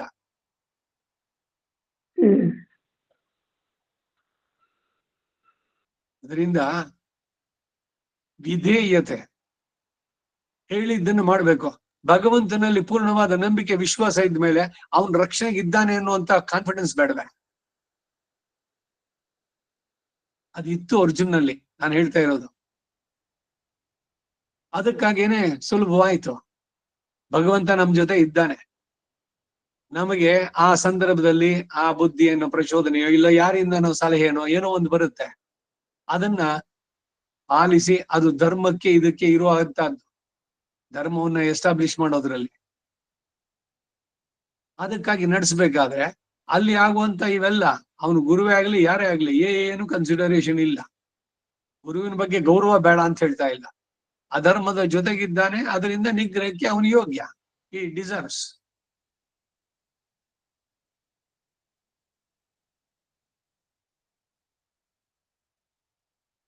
ಈ ಮಾತನ್ನ ಕೇಳಿದ ಮೇಲೆ ಕೃಷ್ಣ ಮೆಲ್ಲಗೆ ಕುದುರೆಯನ್ನ ಮುಂದೆ ಬಿಟ್ಟು ಅಲ್ಲಿ ನಡೆಯುತ್ತಿದ್ದ ಕ್ರೂರ ಯುದ್ಧವನ್ನೆಲ್ಲ ತೋರಿಸ್ತಾ, ಅರ್ಜುನ ನೋಡು, ಯುದ್ಧದಲ್ಲಿ ಜಯವನ್ನ ಕೀರ್ತಿಯನ್ನ ಕೋರಿ ಬಂದು ಅನೇಕ ಶೂರ ರಾಜರು ನಿನ್ನ ಬಾಣಗಳಿಂದ ಹತರಾಗಿ ಬಿದ್ದಿರೋದನ್ನು ನೋಡು. ಅವರು ಹಿಡಿದಿದ್ದ ಶಸ್ತ್ರಗಳು, ಆಭರಣಗಳು, ಅವರ ಕುದುರೆಗಳು, ರಥಗಳು, ಆನೆಗಳು, ಅವರ ಮೈ ಮೇಲಿನ ಕವಚ ಇವೆಲ್ಲವೂ ಅಲ್ಲಲ್ಲಿ ಚಿನ್ನ ಭಿನ್ನವಾಗಿ ಅವರು ಬಿದ್ದಿರುವ ದುರವಸ್ಥೆ ನೋಡು. ಒಳ್ಳೆ ಸತ್ವ ಉಳ್ಳ ಇವರೆಲ್ಲರೂ ಹೀಗೆ ಸತ್ವಹೀನರಾಗಿ ಬಿದ್ದಿದ್ರು ಕೂಡ ತಮ್ಮ ತೇಜೋ ವಿಶೇಷದಿಂದ ಇನ್ನೂ ಜೀವ ಸಹಿತವಾಗಿರುವಂತೆ ಕಾಣ್ತಾ ಇದ್ದಾರೆ. ಅವರ ಶಸ್ತ್ರಗಳಿಂದಲೂ ವಾಹನಗಳಿಂದಲೂ ರಣಭೂಮಿ ಎಲ್ಲ ತುಂಬಿದೆ. ಅದು ಅಲ್ಲಲ್ಲಿ ಅವರ ಯುದ್ಧ ಕವಚ, ಕತ್ತಿ, ಗುರಾಣಿಗಳು, ಹಾರ, ಕಿರೀಟ, ಕುಂಡಲಾದಿ ಆಭರಣಗಳು, ಮಾಲಿಕೆಗಳು, ಶಿರೋವಸ್ತ್ರಗಳು, ಚೂಡಾಮಣಿ, ಅಮೂಲ್ಯ ವಸ್ತ್ರಗಳು, ಕೈಬಳೆ, ಕಂಠಸೂತ್ರ ಇವೆಲ್ಲ ಕದಲಿ ಬಿದ್ದು ಅವುಗಳ ಕಾಂತಿಯಿಂದ ಚಿತ್ರಿತವಾದಂತಹ ರಣಭೂಮಿಯನ್ನು ನೋಡು. ರಥಗಳು, ರಥದ ಹಿಂಡಿನ ಬಂಡಿಗಳು, ಧ್ವಜ ಪತಾಕೆಗಳು, ಇನ್ನು ಬೇರೆ ಬೇರೆ ರಥೋಪಕರಣಗಳು, ಗದ್ದಿಗೆ, ಮೂಕಿ, ಚಕ್ರಗಳು, ಅಚ್ಚುಗಳು, ನೊಗಗಳು, ಚಾಟಿಗಳು, ಧನುರ್ಬಾಣಗಳು, ರತ್ನ ಕಂಬಳಗಳು, ಆಸ್ತರಣಗಳು, ಆಸ್ತರಣ ಅಂದ್ರೆ ಆಸನಗಳು, ಪರಿಘ, ಅಂಕುಶ, ಭಿಂಡಿವಾಲ, ಶಕ್ತಿ, ದಂಡ, ಶೂಲ, ಪರಶು, ಪ್ರಾಸ, ತೋಮರ, ಕುಂತ, ಯಷ್ಟಿ, ಶತಗ್ನಿ, ಭುಸುಂಡಿ, ಕತ್ತಿ, ಮುಸಲ, ಮುದ್ಗರ, ಗದೆ, ಸುವರ್ಣ ಚಿತ್ರಿತವಾದ ತಲೆಪಾಗುಗಳು, ತಲೆಪಾಗು ಅಂದ್ರೆ ಹೆಲ್ಮೆಟ್, ಶಿರಸ್ಥಾನ, ಆನೆಗಳು, ಗಂಟೆ ಮೊದಲಾದ ವಿವಿಧ ಆಭರಣಗಳು, ವಸ್ತ್ರಾಭರಣಗಳು, ಮಾಲಿಕೆಗಳು, ಇವುಗಳಿಂದ ವ್ಯಾಪ್ತವಾದಂತಹ ರಣಭೂಮಿ ಜ್ಯೋತಿರ್ಮಂಡಗಳಿಂದ ವ್ಯಾಪ್ತವಾದ ಶರತ್ಕಾಲದ ಆಕಾಶದಿಂದ ಕಾಣ್ತಾ ಇದೆ ನೋಡು. ಅರ್ಜುನ, ಅನೇಕ ಪೃಥ್ವಿಪದಿಗಳು ಈ ಪೃಥ್ವಿಗಾಗಿ ಹೋರಾಡಿ ಕೊನೆಗೆ ತಮ್ಮ ಪ್ರಿಯ ಕಾಂತಿಯನ್ನು ಹೇಗೋ ಹಾಗೆ ಈ ಪೃಥ್ವಿಯನ್ನು ಅಪ್ಪಿಕೊಂಡು ಮಲಗಿರೋದನ್ನು ನೋಡು. ಪರ್ವತಗಳಂತೆ ದೊಡ್ಡದಾಗಿ ಐರಾವತಕ್ಕೆ ಸಮಾನವಾದ ಆನೆಗಳು ಶಸ್ತ್ರದಿಂದುಂಟಾದ ವ್ರಣಗಳಿಂದ ರಕ್ತವನ್ನು ಸ್ರವಿಸುತ್ತಾ ಗೈರಿಕ ಧಾತು ಮಿಶ್ರಿತವಾದ ನದಿಗಳಿಂದ ಕೂಡಿದ ಪರ್ವತಗಳಂತೆ ಕಾಣ್ತಾ ಇವೆ. ಅದರಂತೆಯೇ ನಿನ್ನ ಬಾಣಗಳಿಂದ ಭಿನ್ನ ಶರೀರಗಳಾದಂತ ಕುದುರೆಗಳು, ರತಿಕ ಶೂನ್ಯವಾಗಿ ಗಂಧರ್ವ ನಗದಂತಿರುವ ಮಹಾರಥಗಳು ಅಲ್ಲಲ್ಲಿ ಮುರಿದು ಬಿದ್ದೋದನ್ನು ನೋಡು. ಆ ರಥಗಳಲ್ಲಿ ಹಲವಕ್ಕೆ ಧ್ವಜಗಳಿಲ್ಲ, ಪತಾಕೆ ಇಲ್ಲ, ಅಚ್ಚುಗಳಿಲ್ಲ, ಚಕ್ರಗಳಿಲ್ಲ, ಸಾರಥಿಗಳಿಲ್ಲ. ಹೀಗೆ ಶೂನ್ಯ ರಥಗಳೆಷ್ಟೋ ಬಿದ್ದಿದೆ. ಆನೆ, ಕುದುರೆ, ಕಾಲಾಳುಗಳು ಇಲ್ಲಿ 100,000 ಸಂಖ್ಯೆಯಿಂದ ಬಿದ್ದಿದೆ. ಎಷ್ಟೋ ಧನುರ್ಧಾರಿಗಳು, ಖಡ್ಗಧಾರಿಗಳು ರಕ್ತದಿಂದ ತೊಯ್ದ ಮೈಯುಳ್ಳವರಾಗಿ ಧೂಳು ಕವಿದ ತಲೆ ಕೂದಲುಗಳನ್ನೇ ನೆಲದಲ್ಲಿ ಸತ್ತು ಬಿದ್ದಿರೋದನ್ನು ನೋಡು. ಕೇವಲ ಒಂದು ಚಾವಟಿ ಇಟ್ಕೊಂಡು ಭಗವಂತ ನಡೆಸಿದ್ದು ಭೂಭಾರವನ್ನು ಪರಿಹಾರ ಮಾಡೋದು ಅವನ ಪ್ರಧಾನವಾದದ್ದು. ಇವರೆಲ್ಲ ಆಟದ ಕಾಯಿಗಳಷ್ಟೇ. ಅರ್ಜುನನಾಗ್ಲಿ ಆ ಕಡೆ ಅವರುಗಳಾಗ್ಲಿ. ಅರ್ಜುನ, ಎಲ್ಲಿ ನೋಡಿದ್ರು ಇಲ್ಲಿನ ರಣಭೂಮಿಯಲ್ಲಿ ನಿನ್ನ ಬಾಣಗಳಿಂದ ಹತವಾದ ಗಜ ತುರಗಾದಿಗಳ ಸೈನ್ಯಗಳೇ ಬಿದ್ದಿದೆ. ರಕ್ತ, ಮಾಂಸ, ಕೆನ್ನೀರು ಮುಂತಾದವುಗಳಿಂದ ಈ ನೆಲವೆಲ್ಲ ಕೆಸರು ಹಿಡಿದಂತಿದೆ. ಮಾಂಸಾಹಾರಿಗಳಾದಂತ ನಾಯಿ, ನರಿ, ರಾಕ್ಷಸ, ಪಿಶಾಚಿಗಳು ಸಂತೋಷದಿಂದ ನಳಿದಾಡ್ತಾ ಇವೆ. ಅವುಗಳಿಗೆ ಏನು ದೊಡ್ಡ ಔತಣ. ಇಂತಹ ರಣಭೂಮಿಯ ದುರ್ದಶೆಯನ್ನು ನೋಡಿದ್ಯಾ ಅರ್ಜುನ? ಯುದ್ಧದಲ್ಲಿ ಇಂತಹ ಅಸಾಧ್ಯ ಕಾರ್ಯ ಎಂಬುದು ಈಗ ನಿನ್ನಲ್ಲಿ ಮತ್ತು ಹಿಂದೆ ದೇವಾಸುರ ಯುದ್ಧ ನಡೆದಾಗ ಮಹೇಂದ್ರನಲ್ಲಿ ಇಬ್ಬರಲ್ಲಿಯೇ ಕಾಣೋದು. ಇಂದ್ರ ಪ್ರಸಾದದಿಂದ ಬರೆದವನು ಅರ್ಜುನ. ಧೃತರಾಷ್ಟ್ರ ಮಹಾರಾಜ, ಹೀಗೆ ಕೃಷ್ಣನು ಯುದ್ಧದಲ್ಲಿ ಜಿಹಾಸೆಯಿಂದ ಖಿನ್ನನಾಗಿದ್ದ ಅರ್ಜುನನಿಗೆ ರಣಭೂಮಿಯನ್ನು ತೋರಿಸಿ ತಿರುಗಿ ಅವನಿಗೆ ವೀರ್ಯೋತ್ಸಾಹ ವೃದ್ಧಿಗೊಳಿಸುತ್ತಾ ತನ್ನ ಪಾಂಚಜನ್ಯವನ್ನು ಧ್ವನಿ ಮಾಡಿದ. ಇಷ್ಟರಲ್ಲಿ ಸಾತ್ವಿಕಿ, ಭೀಮಸೇನ ಅರ್ಜುನನ ಬಳಿ ಬಂದ್ರು. ಪಾಂಚಾಲ ಕುಮಾರನಾದಂತಹ ಯುಧಾಮನ್ಯು, ಉತ್ತಮ ಓಜಸ್ಸು ಎಂಬುವರು ಅರ್ಜುನ ಬಳಿಗೆ ಬಂದ್ರು. ಆಮೇಲೆ ಇವರೆಲ್ಲರೂ ತಮಗೆ ನಡುವೆ ಎದುರಾದಂತಹ ಕರ್ಣ, ಅಶ್ವತ್ಥಾಮರನ್ನ, ಇತರ ರಥಿಕರನ್ನ ಬಾಣಗಳಿಂದ ಒತ್ತರಿಸುತ್ತಾ ಯುಧಿಷ್ಠಿರನಿದ್ದಲ್ಲಿ ಬಂದ್ರು. ದಾರಿ ಯುದ್ಧಕ್ಕೂ ಕೃಷ್ಣ ಅರ್ಜುನನಿಗೆ ತಾವು ಬರುವಾಗ ನಡೆಸಿದ ಘೋರ್ಯ ಕಾರ್ಯಗಳನ್ನು ತೋರಿಸುತ್ತಾ ಧರ್ಮರಾಜನ ಬಂದು ಸೈಂಧವನು ಹತನಾದ ವಿಷಯವನ್ನ ಅವನಿಗೆ ತಿಳಿಸಿದ. ಇಲ್ಲಿಗೆ 149ನೇ ಅಧ್ಯಾಯ. 150ನೇ ಅಧ್ಯಾಯ. ಅಷ್ಟಮೈಷಿ ಸಮೇತ ಶ್ರೀ ಕೃಷ್ಣಾಯ ಪರಬ್ರಹ್ಮಣೇ ನಮಃ. ಯುಧಿಷ್ಠರನು ಕೃಷ್ಣ ಅರ್ಜುನಾದಿಗಳನ್ನೆಲ್ಲ ಪ್ರೇಮದಿಂದ ಆಲಂಗಿಸಿದ್ದು ಕೃಷ್ಣ ಯುಧಿಷ್ಠಿರ ಸಂಭಾಷಣೆ. ಅಷ್ಟಮೈಷಿ ಸಮೇತ ಶ್ರೀ ಕೃಷ್ಣಾಯ ಪರಬ್ರಹ್ಮಣೇ ನಮಃ. ಹೇ ಧೃತರಾಷ್ಟ್ರ ಮಹಾರಾಜ, ಅಲ್ಲಿಂದ ಬಂದೊಡನೆ ಕೃಷ್ಣ ಸಂತೋಷದಿಂದ ಧರ್ಮರಾಜನಿಗೆ ನಮಸ್ಕರಿಸಿ, ಧರ್ಮರಾಜ, ಭಾಗ್ಯವಶದಿಂದ ನೀನು ವರ್ಧಿಸುವೆ. ನಿನ್ನ ತಮ್ಮನಾದ ಅರ್ಜುನನು ಭಾಗ್ಯವಶದಿಂದ ಶತ್ರುವನ್ನು ಕೊಂದು ತನ್ನ ಪ್ರತಿಜ್ಞೆಯನ್ನು ಪೂರೈಸಿದ. ಈ ಭಾಗ್ಯವಶ ಹೆಂಗುಂಟಾಯ್ತು? ಅದೃಷ್ಟ. ಏನು ಅದೃಷ್ಟ ಹೆಂಗ್ ಬರುತ್ತೆ? ಕಣ್ಣು ಕಾಣದೇ ಇರೋ ತಾನೆ ಅದೃಷ್ಟ. ಒಳ್ಳೆ ಅದೃಷ್ಟ ರೀ ಅವರಿಗೆ. ಮೂಲ ಅದನ್ನ ನೋಡಿದ್ರೆ ಎಲ್ಲಿಂದ ಬಂತು ಅದೃಷ್ಟ ಅಂದ್ರೆ ಅವನು ಮಾಡಿದ ಒಳ್ಳೆ ಕೆಲಸ ಹಿಂದಿಂದು. ಅದರಿಂದ ಇಲ್ಲಿ ಏನು ಅಂದ್ರೆ ಇವನು ಧರ್ಮದ ಜೊತೆಗಿದ್ದಿದ್ರಿಂದ, ಧರ್ಮಕ್ಕಾಗಿ ಆ ಏನು ಮಾತು ಯಾಗಿತ್ತೋ ಕಾಡಿಗೆ ಹೋದ್ರು, ಎಲ್ಲ ಕಷ್ಟಗಳನ್ನ ಅನುಭವಿಸಿದ್ರು, ಅವಾಗ್ಲೇ ತಗೊಂಡು ತಿರುಗಿಸಿ ಕೊಟ್ಬಿಡ್ಬೋದಾಗಿತ್ತಲ್ಲ. ನೀತಿ ನಿಯಮಗಳನ್ನ ಒಂದ್ರಲ್ಲೂ ಪಾಂಡವರು ಬ್ರೇಕ್ ಮಾಡ್ತಿರ್ಲಿಲ್ಲ. ಧರ್ಮಕ್ಕಾಗಿ ಯುದ್ಧ ಮಾಡಿದ್ರು. ಅದಕ್ಕಾಗಿ ಕೃಷ್ಣ ಇವ್ರ ಜೊತೆನಲ್ಲಿ ಇದ್ದಿದ್ದು. ಎಲ್ಲಿ ಧರ್ಮ ಇದೆಯೋ ಅಲ್ಲಿ ನಾನಿರ್ತೇನೆ. ಪರಿತ್ರಾಣಾಯ ಸಾಧುನ ವಿನಾಶಾಯ ಚ ದುಷ್ಕೃತ ಧರ್ಮ ಸಂಸ್ಥಾಪನಾರ್ಥಾಯ ಹೇಳದ್ನು ಇಲ್ವೋ ಬಹಳ ಸ್ಪಷ್ಟವಾಗಿ. ಅದರಿಂದ ಕೇವಲ ಅವರು ಪಾಂಡವ ತನ್ನ ಸೋದರತ್ತೆ ಮಕ್ಕಳು ಆ ಒಂದು ಇದರಿಂದ ಬಂದಿದ್ದಲ್ಲ. ಹಾಗೆ ನೋಡಿದ್ರೆ ಇವ್ರ ಸೋದರತ್ತೆ ಮಕ್ಕಳು, ಅವ್ರ ಕಸಿನ್, ಅವರು ಇನ್ನೊಂದು ರೀತಿನ ಹೇಳ್ಬೋದಲ್ಲ. ಧರ್ಮದ ಜೊತೆಗೆ ಇದ್ರೆ ಮಾತ್ರ ಕೃಷ್ಣನ ಕೃಪೆ ಇವೆಲ್ಲ ಉಂಟಾಗೋದು. ಇವರು ಅದ್ರ ಜೊತೆ ಇದ್ರು, ಅದರಿಂದ ಪಡೆದರು. ನಿನ್ನ ತಮ್ಮನಾದ ಅರ್ಜುನ ಭಾಗ್ಯವಶದಿಂದ ಶತ್ರುವನ್ನು ಕೊಂದು ತನ್ನ ಪ್ರತಿಜ್ಞೆಯನ್ನ ಪೂರೈಸಿದ ಎಂದ. ಈ ಮಾತನ್ನು ಕೇಳಿದೊಡನೆ ಯುಧಿಷ್ಠಿರ ಅತಿ ಆನಂದದಿಂದ ತಾನು ಕುಳಿತಿದ್ದ ರಥದಿಂದ ಕೆಳಕ್ಕೆ ಹಾರಿ ಆನಂದವಶೋಧನೆ ಕೃಷ್ಣ ಅರ್ಜುನರನ್ನು ಆಲಂಗಿಸಿಕೊಂಡ. ಆಮೇಲೆ ಬಾಷ್ಪಾಗುಲಿತವಾದ ತನ್ನ ಮುಖವನ್ನು ಒರೆಸಿಕೊಂಡು ಕೃಷ್ಣನನ್ನ ನೋಡಿ, ಹೇ ಪುಂಡರೀಕಾಕ್ಷ, ನಿನ್ನಿಂದ ಈ ಪ್ರಿಯ ವೃತ್ತಾಂತವನ್ನು ಕೇಳಿ ನನ್ನ ಸಂತೋಷ ಸಮುದ್ರದ ಹಾಗೆ ಮೇರೆಯನ್ನೇ ಕಾಣದಂತಿದೆ. ಅರ್ಜುನನಿಗೆ ನಡೆಸಿದ ಕಾರ್ಯ ಅತಿ ಆಶ್ಚರ್ಯಕರವಾದದ್ದು. ಈಗಿನ ಯುದ್ಧದಲ್ಲಿ ತಮ್ಮ ಪ್ರತಿಜ್ಞಾ ಭಾರವನ್ನು ದಾಟಿ ಬಂದ ನಿಮ್ಮಿಬ್ಬರನ್ನು ನಾನು ಭಾಗ್ಯವಶದಿಂದ ನೋಡುವಂತಾಯ್ತು. ನಮ್ಮ ಭಾಗ್ಯವಶದಿಂದ ಆ ನೀಚ ಸೈಂಧವ ಹತನಾದ. ಭಾಗ್ಯವಶದಿಂದ ನಮ್ಮ ಶತ್ರುಗಳು ಮಹತ್ತಾದ ಶೋಕ ಸಾಗರದಲ್ಲಿ ಮುಳುವಂತಾಯ್ತು. ದೈವ ವಶದಿಂದ ನಾವು ಈ ಸಂತೋಷವನ್ನು ಅನುಭವಿಸಂತಾಯ್ತು. ಕೃಷ್ಣ, ಅರ್ಜುನನು ನಿನ್ನ ರಕ್ಷಣೆಯ ಬಲದಿಂದಲೇ ಆ ಜಯದ್ರಥನನ್ನು ಕೊಲ್ಲಬಲ್ಲವನಾದ. ನಿನ್ನ ಆಶ್ರಯ ಬಲ ಇರತಕ್ಕವರಿಗೆ ಇದೊಂದು ಆಶ್ಚರ್ಯವೇ ಅಲ್ಲ. ತ್ರೈಲೋಕ್ಯ ಗುರು ಎನಿಸಿದ ನೀನು ಯಾರಿಗೆ ನಾಥನೆನಿಸಿದ್ದೀಯೋ ಅಂತವರಿಗೆ ದುಷ್ಕೃತದ ಸಂಬಂಧವೇ ಇರೋದಿಲ್ಲ. ಯಾಕೆ ಕೃಷ್ಣನನ್ನ ನೆನೆಸ್ಕೋಬೇಕು? ಕೃಷ್ಣ ನಮಗೆ ತುಂಬಾ ಆತ್ಮೀಯನಾಗ್ಬೇಕು. ಬೇರೆ ಎಲ್ಲ ಸಂಬಂಧಕ್ಕಿಂತ ಅತಿ ಆತ್ಮೀಯ ಪರಮಾಪ್ತನಾದವನು, ಆಪ್ತ ಬಂಧು, ಆತ್ಮಕಾಮ ಅವನಲ್ಲಿ ಸಂಬಂಧ ಬೆಳೆಸ್ಕೊಂಡ್ರೆ ಹೇಗೆ ಅವನು ಪಾಂಡವರನ್ನು ರಕ್ಷಿಸಿದನೋ, ಅರ್ಜುನನನ್ನ ನನ್ನ ಹೊರಗೆ ಓಡಾಡುವ ಪ್ರಾಣ ಅಂತ ಹೇಳಿದ್ನೋ, ನಮ್ಮನ್ನು ಅಷ್ಟೇ ಉತ್ಸಾಹದಿಂದ ರಕ್ಷಣೆ ಮಾಡ್ತಾನೆ. ಅಗ್ರತಃ ಪೃಷ್ಠತಶ್ಚೈವ ಪಾರ್ಶ್ವತಶ್ಚ ಮಹಾಬಲೋ ಆಕರ್ಣ ಪೂರ್ಣ ಧನ್ವಾನೋ ರಕ್ಷೇತಾಂ ರಾಮ ಲಕ್ಷ್ಮಣೋ. ನೀವು ರಾಮನಲ್ಲಿ ಶರಣಾದ್ರೆ ರಾಮ ಒಂದ್ ಕಡೆ, ಲಕ್ಷ್ಮಣ ಒಂದ್ ಕಡೆ. ಇಲ್ಲಿಗೆ ಬಾಣವನ್ನ ಹೂಡಿ ಕಿವಿ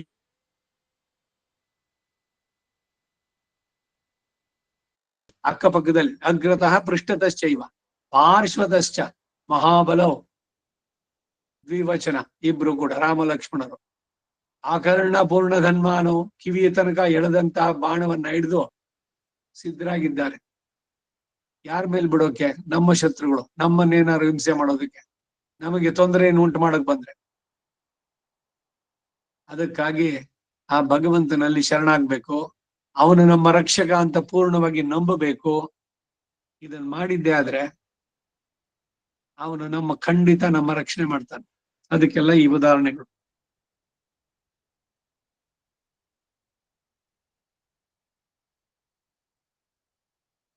ನಿನ್ನ ಅನುಗ್ರಹದಿಂದ ಇಂದ್ರನು ದೈತ್ಯರನ್ನು ಜಯಿಸಿದಂತೆ ಈಗ ನಾವು ಶತ್ರುಗಳನ್ನು ಜಯಿಸ್ತೇವೆ. ನೀನು ಯಾರಲ್ಲಿ ಪ್ರಸನ್ನನಾಗಿದ್ದೀಯೋ ಅವರಿಗೆ ಈ ಭೂಮಿಯನ್ನು ಮಾತ್ರವಲ್ಲ, ತ್ರೈಲೋಕ್ಯವನ್ನು ಜಯಿಸುವುದು ಅಸಾಧ್ಯ ಅಲ್ಲ. ಅರುಳ್, ಭಗವಂತನ ಕೃಪೆ ಒಂದಿದ್ರೆ ಸಾಕು. ನೀನ್ ಯಾಕೋ, ನಿನ್ನ ಅಂಗಿ ಹಾಕೋ, ನಿನ್ನ ನಾಮದ ಬಲ ಒಂದಿದ್ದರೆ ಸಾಕು ಅಂದ್ರು ದಾಸರು.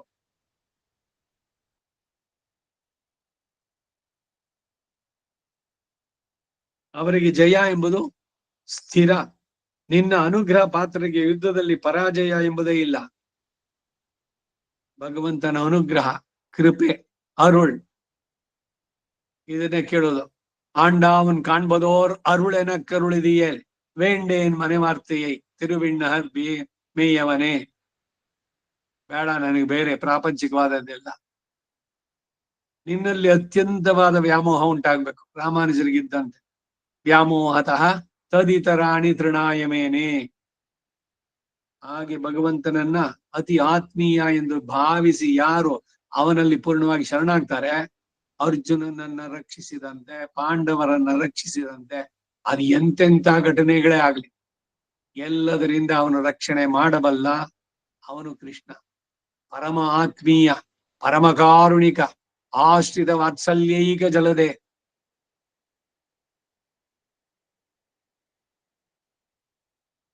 ನೀನು ಕೃಷ್ಣ ಯಾವಾಗಲೂ ನಮ್ಮ ಹಿತದಲ್ಲಿಯೇ ಪ್ರವರ್ತಿಸತಕ್ಕವನು, ಪರಮಹಿತೈಷಿ. ನಿನ್ನ ಆಶ್ರಯದಿಂದಲೇ ನಾವು ಯುದ್ಧದಲ್ಲಿ ಶತ್ರುಗಳನ್ನು ಹಿಡಿದವು. ಹೇ ಕೃಷ್ಣ, ಈಗ ನೀನು ನಡೆಸಿದಂತ ಕಾರ್ಯ ದೇವತೆಗಳಿಗೂ ಅಸಂಭಾವ್ಯವಾದದ್ದು. ಯಾಕೆ ಮಾಡೋಕ್ ಸಾಧ್ಯ? ಬೆಳಗಿನಲ್ಲೇ ഇരുಳನ್ನ ಉಂಟು ಮಾಡಿ ಅವನ ಶಪಥವನ್ನ ಪೂರೈಸಿದ್ದು. ನಿನ್ನ ಬುದ್ಧಿ ಬಲವನ್ನು ಆಶ್ರಯಿಸಿಯೇ ಅರ್ಜುನ ಈ ಜಯವನ್ನು ಸಾಧಿಸಿದ್ದಾನೆ. ಹೇ ವಾಸುದೇವ, ಬಾಲ್ಯದಿಂದಲೂ ನೀನು ನಡೆಸಿದಂತಹ ಅತಿ ಮಾನುಷ ಕೃತ್ಯಗಳನ್ನ ನಾನು ಅನೇಕವಾಗಿ ಕೇಳಿದ್ದೇನೆ. ಆಗಲೇ ನಿನ್ನ ಅನುಗ್ರಹದಿಂದ ನಾನು ಶತ್ರುಗಳನ್ನೆಲ್ಲ ಜಯಿಸಿ ಭೂಮಿಯನ್ನ ನನ್ನ ಸ್ವಾಧೀನ ಮಾಡಿಕೊಂಡ ಹಾಗೆಯೇ ಮನಸ್ಸಿನಲ್ಲಿ ನಿಶ್ಚಯಿಸ್ಬಿಟ್ಟೆ. ತಿರುಮಂಗಿ ಆಳ್ವಾರ್ ಹೇಳ್ತಾರೆ, ಇವ್ರು ಒಂದೊಂದೇ ಮಾಡಿದ್ದನ್ನು ಕೇಳಿ ಅದನ್ನ ಕೇಳಿ ನಾನು ನಿನ್ನನ್ನು ಆಶ್ರಯಿಸಿದೆ ಅಂತಾರೆ.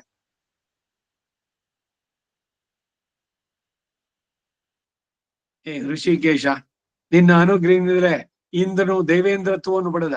ನಿನ್ನ ಅನುಗ್ರಹದಿಂದಲೇ ಸ್ಥಾವರ ಜಂಗಮಾತ್ಮಕವಾದ ಪ್ರಪಂಚವೆಲ್ಲ ತನ್ನ ನೆಲೆಯಲ್ಲಿ ಇರುವಂತಹದ್ದು. ಜಪ ಹೋಮಾದಿಗಳಿಂದ ಲೋಕವೆಲ್ಲ ನಿನ್ನನ್ನ ಉಪಾಸನೆ ಮಾಡ್ತಾ ಇರುವುದು. ಆರಂಭದಲ್ಲಿ ಒಂದೇ ಜಲಮಯವಾಗಿ ಮತ್ತು ಅಂಧಕಾರಮಯವಾಗಿದ್ದಂತಹ ಈ ಪ್ರಪಂಚ ಪ್ರಳಯ ಜಲದಲ್ಲಿದ್ದಾಗ ಈಗಿನ ಸ್ಥಿತಿಯಲ್ಲಿ ದೃಶ್ಯವಾದದ್ದು ನಿನ್ನ ಅನುಗ್ರಹದಿಂದಲೇ ವ್ಯಕ್ತವಾದಂತಹ ಸೃಷ್ಟಿ. ಅವ್ಯಕ್ತದಿಂದ ನೇರವಾಗಿ ಕಾಣುವಂತೆ ಸರ್ವಲೋಕ ಸೃಷ್ಟಿಕರ್ತನು ಪರಮಾತ್ಮನು ನಾಶರಹಿತನು ಆದಂತ ನಿನ್ನನ್ನ ಯಾರು ನೋಡ್ತಾರೋ ಅವರಿಗೆ ಎಂದಿಗೂ ಮೋಹ ಎಂಬುದಿಲ್ಲ. ಪುರಾತನನೋ ದೇವದೇವನೋ ಪರಮ ಪುರುಷನೋ ಆದಂತ ನಿನ್ನನ್ನ ಮರೆ ಹೊಕ್ಕವರಿಗೆ ಯಾವ ಕೊರತೆಯೂ ಇಲ್ಲ. ಜನನ ಮರಣ ರಹಿತನು ಲೋಕಕರ್ತನು ಆದಂತ ನಿನ್ನಲ್ಲಿ ಭಕ್ತಿ ಇಟ್ಟವನು ಎಲ್ಲ ಕಷ್ಟಗಳನ್ನು ದಾಟ್ತಾನೆ. ಧರ್ಮರಾಜನ ಸ್ತುತಿ ಇದು ಕೃಷ್ಣನನ್ನ ಕುರಿತು. ಭಾಗವತದಲ್ಲೂ ಹೀಗೆ ಒಬ್ಬೊಬ್ಬರೇ ಭಗವಂತನನ್ನು ಕೊಂಡಾಡಿ. ಹಾಗಿಲ್ಲಿ ಮಹಾಭಾರತದಲ್ಲೂ ಸಿಗುತ್ತೆ ಬೇಕಾದಷ್ಟು.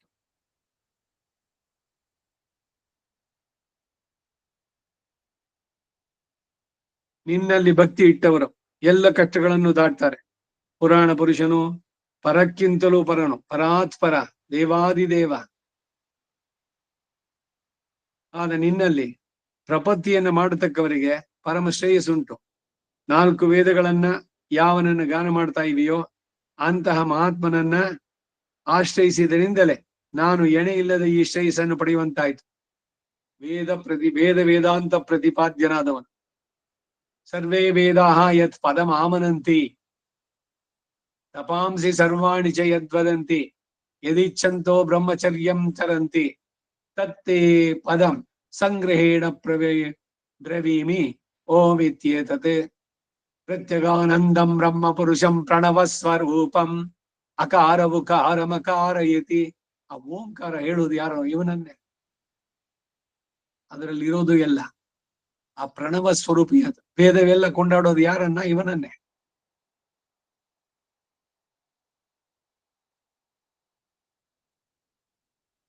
ಏ ಪರಮೇಶ್ವರ, ದೇವ ಮಾನವ ತಿರ್ಯಕ್ಕುಗಳಿಗೆಲ್ಲ ಪ್ರಭು ಎನಿಸಿದಂತಹ ಹೇ ಸರ್ವೇಶ್ವರ, ಈಶ್ವರರಿಗೂ ಈಶ್ವರ ಎನಿಸಿದಂತಹ ಹೇ ಪ್ರಭು, ಹೇ ಪುರುಷೋತ್ತಮ, ನಿನಗೆ ನಮಸ್ಕಾರ. ಈಶ್ವರರಿಗೂ ಮೇಲಾದ ಓ ಈಶ್ವರ ಪ್ರಭು ಮಾಧವ ವರ್ಧಿಸು.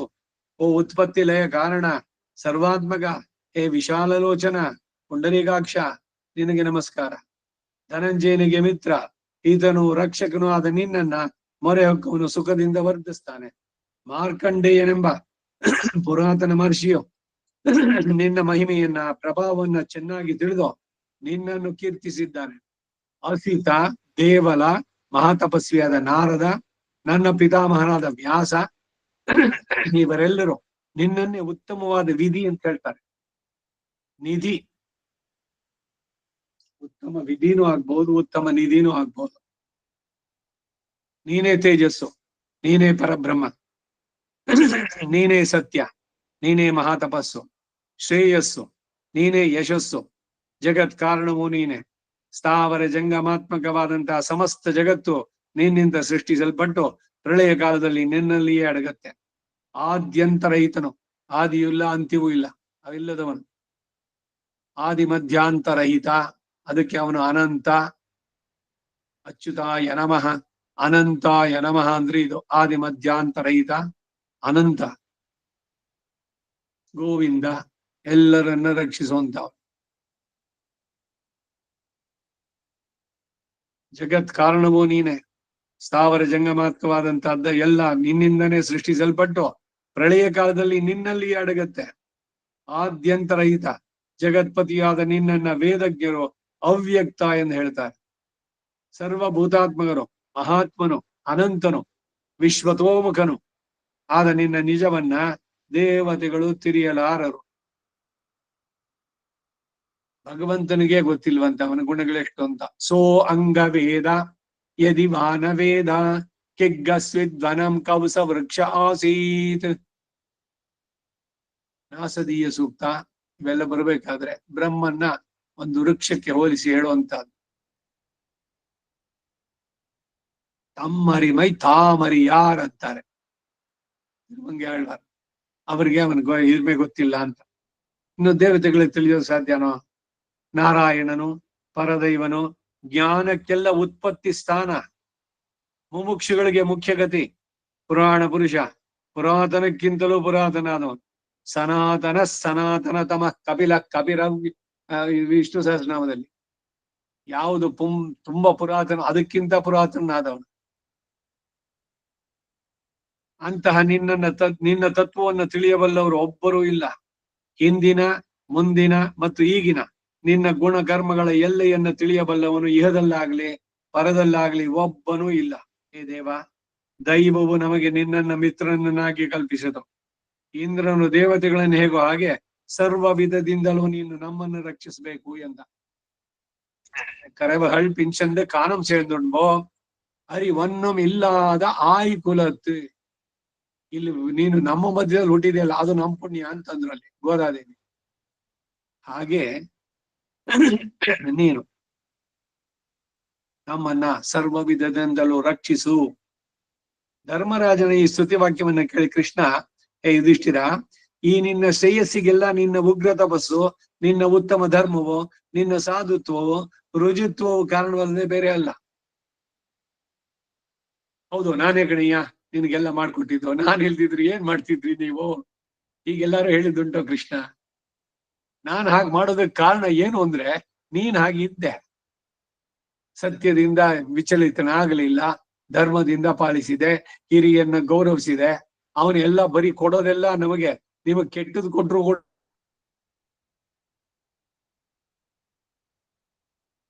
ಅದ್ರಲ್ಲಿ ಒಂದು ಚೂರು ಕಡಿಮೆ ಆಗ್ಲಿಲ್ಲ. ಅವನು ಹೇಳಿದಕ್ಕೆಲ್ಲ ತಲೆ ಇದ್ ಮಾಡಿದ್ದೇನೆ. ನೀವು ಹೋಗ್ಬಿಡಿ ಅಲ್ಲಿ ಇಂದ್ರಪ್ರಸ್ಥಕ್ಕೆ, ಬರೀ ಬಂಜರ್ ಭೂಮಿ ಅದು, ನಿಮ್ಗೆ ಜಾಗ ಕೊಟ್ಟಿದೀನಿ, ನೀವಲ್ಲಿ ಇದ್ಬಿಡಿ, ನನ್ನ ಮಗ ಇಲ್ಲ ಹಸ್ತಿನಾಪುರದಲ್ಲಿ ಚೆನ್ನಾಗಿ ಇದ್ಬಿಡ್ತಾನೆ. ಅಯ್ಯೋ, ನೀವು ಅಲ್ಲ, ನನ್ನ ತಮ್ಮನ ಮಕ್ಳೇ ಅಲ್ವಾ, ನಿಮ್ಮನ್ನ ನಾನ್ ನೋಡ್ಕೋಬೇಕಾದಲ್ವಾ? ಹೀಗೆ ನೋಡ್ಕೊಂಡಿದ್ದು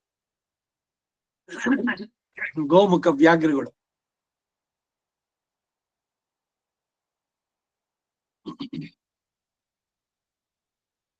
ಅದರಿಂದ ಯಾರು ಸತ್ಯ ಧರ್ಮದಲ್ಲಿ ಇರ್ತಾರೆ ಅಂತವರ ಜೊತೆಗೆ ನಾನು ಬದ್ಧನಾಗಿರ್ತೇನೆ ಯಾವಾಗ್ಲೂ.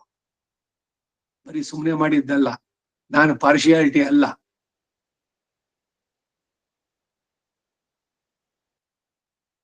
ನಿನ್ನ ವೈರಿಯಾದ ಜಯದ್ರಥ ಹತನಾದದ್ದು ನಿನ್ನ ಪ್ರಭಾವದಿಂದಲೇ. ನಿನ್ನಲ್ಲಿ ಭಕ್ತಿಯುಳ್ಳ ಈ ಧನಂಜಯ ಸಾವಿರಾರು ಯೋಧರನ್ನ ಕೊಂದು ಕೊನೆಗೆ ಜಯದ್ರಥನನ್ನ ಸಂಹರಿಸಿದ್ದು ಕೂಡ ನಿನ್ನ ಪ್ರಭಾವದಿಂದ. ಕಾರ್ಯಶಕ್ತಿ, ಬಾಹುವೀರ್ಯ, ಸ್ಥಿರ ಮನಸ್ಸು, ಹಸ್ತಲಾಘವ, ಅಸಾಧಾರಣ ಬುದ್ಧಿ, ಇವುಗಳಲ್ಲಿ ಅರ್ಜುನನಿಗೆ ಸಮಾನಾದವನು ಬೇರೊಬ್ಬನಿಲ್ಲ. ಅಂತಹ ನಿನ್ನ ಸಹೋದರ ಅನೇಕ ಶತ್ರು ಸೇನೆಗಳನ್ನು ಕೊಂದು ಸಿಂಧುರಾಜನ ತಲೆಯನ್ನು ಹಾರಿಸ್ಬಿಟ್ಟ ಎಂದ. ಆಮೇಲೆ ಯುಧಿಷ್ಠಿರ ಅರ್ಜುನನನ್ನು ಆಲಂಗಿಸಿಕೊಂಡು ಅವನ ಮುಖದ ಬೆವರನ್ನು ಒರೆಸಿ ಸಮಾಧಾನ ಪೂರ್ವಕವಾಗಿ, ಅರ್ಜುನ, ನೀನು ಇಂದ್ರಾದಿ ದೇವತೆಗಳಿಗೂ ಅಸಾಧ್ಯವಾದ ಮಹಾಕಾರ್ಯವನ್ನು ನಡೆಸಿ ಬಂದೆ. ಭಾಗ್ಯವಶದಿಂದ ನಿನ್ನ ಪ್ರತಿಜ್ಞಾ ಭಾರವನ್ನು ದಾಟಿದೆ. ನಿನ್ನ ಹೊತ್ತ ಮಹಾಭಾರವನ್ನು ನೀನು ಶಪಥ ಮಾಡಿದ್ದಲ್ಲ, ಇಲ್ಲ ನಾನ್ ಪ್ರಾಯೋಪವೇಶ ಮಾಡ್ತೀನಿ ಅಂತ ಆ ಭಾರವನ್ನು ಇಳಿಸಿದೆ. ಹೀಗೆ ಹೇಳಿ ಧರ್ಮರಾಜ ಅರ್ಜುನನ ಬೆನ್ನನ್ನು ಸವರಿದ. ಆಗ ಕೃಷ್ಣ ಅರ್ಜುನ ಇಬ್ಬರು ಕೂಡ ಧರ್ಮರಾಜನ ಕುರಿತು, ಹೇ ಮಹಾತ್ಮ, ಪಾಪಿಯಾದ ಜಯದ್ರಥನು ನಿನ್ನ ಕೋಪಾಗ್ನಿಯಿಂದಲೇ ದಗ್ಧನಾದದ್ದಲ್ಲದೆ ಬೇರೆ ಅಲ್ಲ. ನಿನ್ನ ಕೋಪಕ್ಕೀಡಾಗಿಯ ಧಾತರಾಟ್ ಸೈನ್ಯವೆಲ್ಲ ಜಯಿಸಿ ಅದನ್ನು ನಾವು ಸುಲಭವಾಗಿ ದಾಟಿ ಬರುವಂತಾಯ್ತು ಎಂದ. ಅದಕ್ಕ ಯುಧಿಷ್ಠಿರ, ಕೃಷ್ಣ, ನಿನ್ನಿಂದ ಮೊದಲು ಹತರಾದವರನ್ನೇ ನಾವು ಕೊಂದವಲ್ಲದೆ ಮುಂದೆಯೋ ಅಂತವರನ್ನೇ ಕೊಲ್ತೇವೆ. ನಾವೆಲ್ಲ ಸತ್ತಹ ಹೊಡೆದವರು ಅಂತ. ನೋಡಿ ವಿವೇಕ ಧರ್ಮರಾಜನಿಗೆ. ಯಾವಾಗ ಸೇನೆಯೋರ್ ಉಭಯೋರ್ ಮಧ್ಯೆ ರಥಂ ಸ್ಥಾಪಯ ಅಂತ ಹೇಳಿದ್ನಲ್ಲ, ಅರ್ಜುನ ಪ್ರತೀಕನಾಗಿ ಸಾರಥಿಗೆ ಹೇಳಿದ. ಆ ಆದೇಶದಂತೆ ಎರಡು ಸೈನ್ಯದ ಮಧ್ಯದಲ್ಲಿ ರಥ ನಿಲ್ಲಿಸ್ಬಿಟ್ಟು ಈ ಕಡೆಯಿಂದ ಪೂರ್ಣ ಒಂದ್ಸಲಿ ನೋಡಿದ ಎರಡೂ ಸೈನ್ಯಗಳನ್ನು. ಬರೀ ಈ ಕಡೆ ಆ ಕಡೆ ಒಂದೇ ಅಲ್ಲ, ಸಮೂಲವಾಗಿ ಪೂರ್ಣವಾಗಿ ಲೆಫ್ಟ್ ಟು ರೈಟ್ ಕಂಪ್ಲೀಟ್. ಹಾಗೆ ನೋಡಿದಾಗ ಅಷ್ಟು ಸೈನ್ಯ, 18 ಅಕ್ಷೋಹಿಣಿ ಸೈನ್ಯ, ಅಲ್ಲಿದ್ದವ್ರು ಎಲ್ಲರ ಪ್ರಾಣವನ್ನ ಆಗಲೇ ಕೃಷ್ಣ ಮುಗಿಸಿದ್ದಾಗಿತ್ತು. ಒಂದ್ ಹಾವು ಅದು ಸತ್ತಿದೆ, ಎಲ್ರು ಬಂದು ಓ ಹಾವಿದೆ ಹೊಡಿರಿ, ಸತ್ತ ಹಾವಿಗೆ ಏನು ಎಲ್ರು ಹಾಕಿದ್ದೇನೆ. ನಾವು ಮಾಡಿರೋದು ಅಷ್ಟೇನೆ, ಇನ್ ಮುಂದ್ ಮಾಡೋಕೋದು ಅಷ್ಟೇನೆ ಅಂತಾನೆ ಧರ್ಮರಾಜ ಕೃಷ್ಣನಿಗೆ.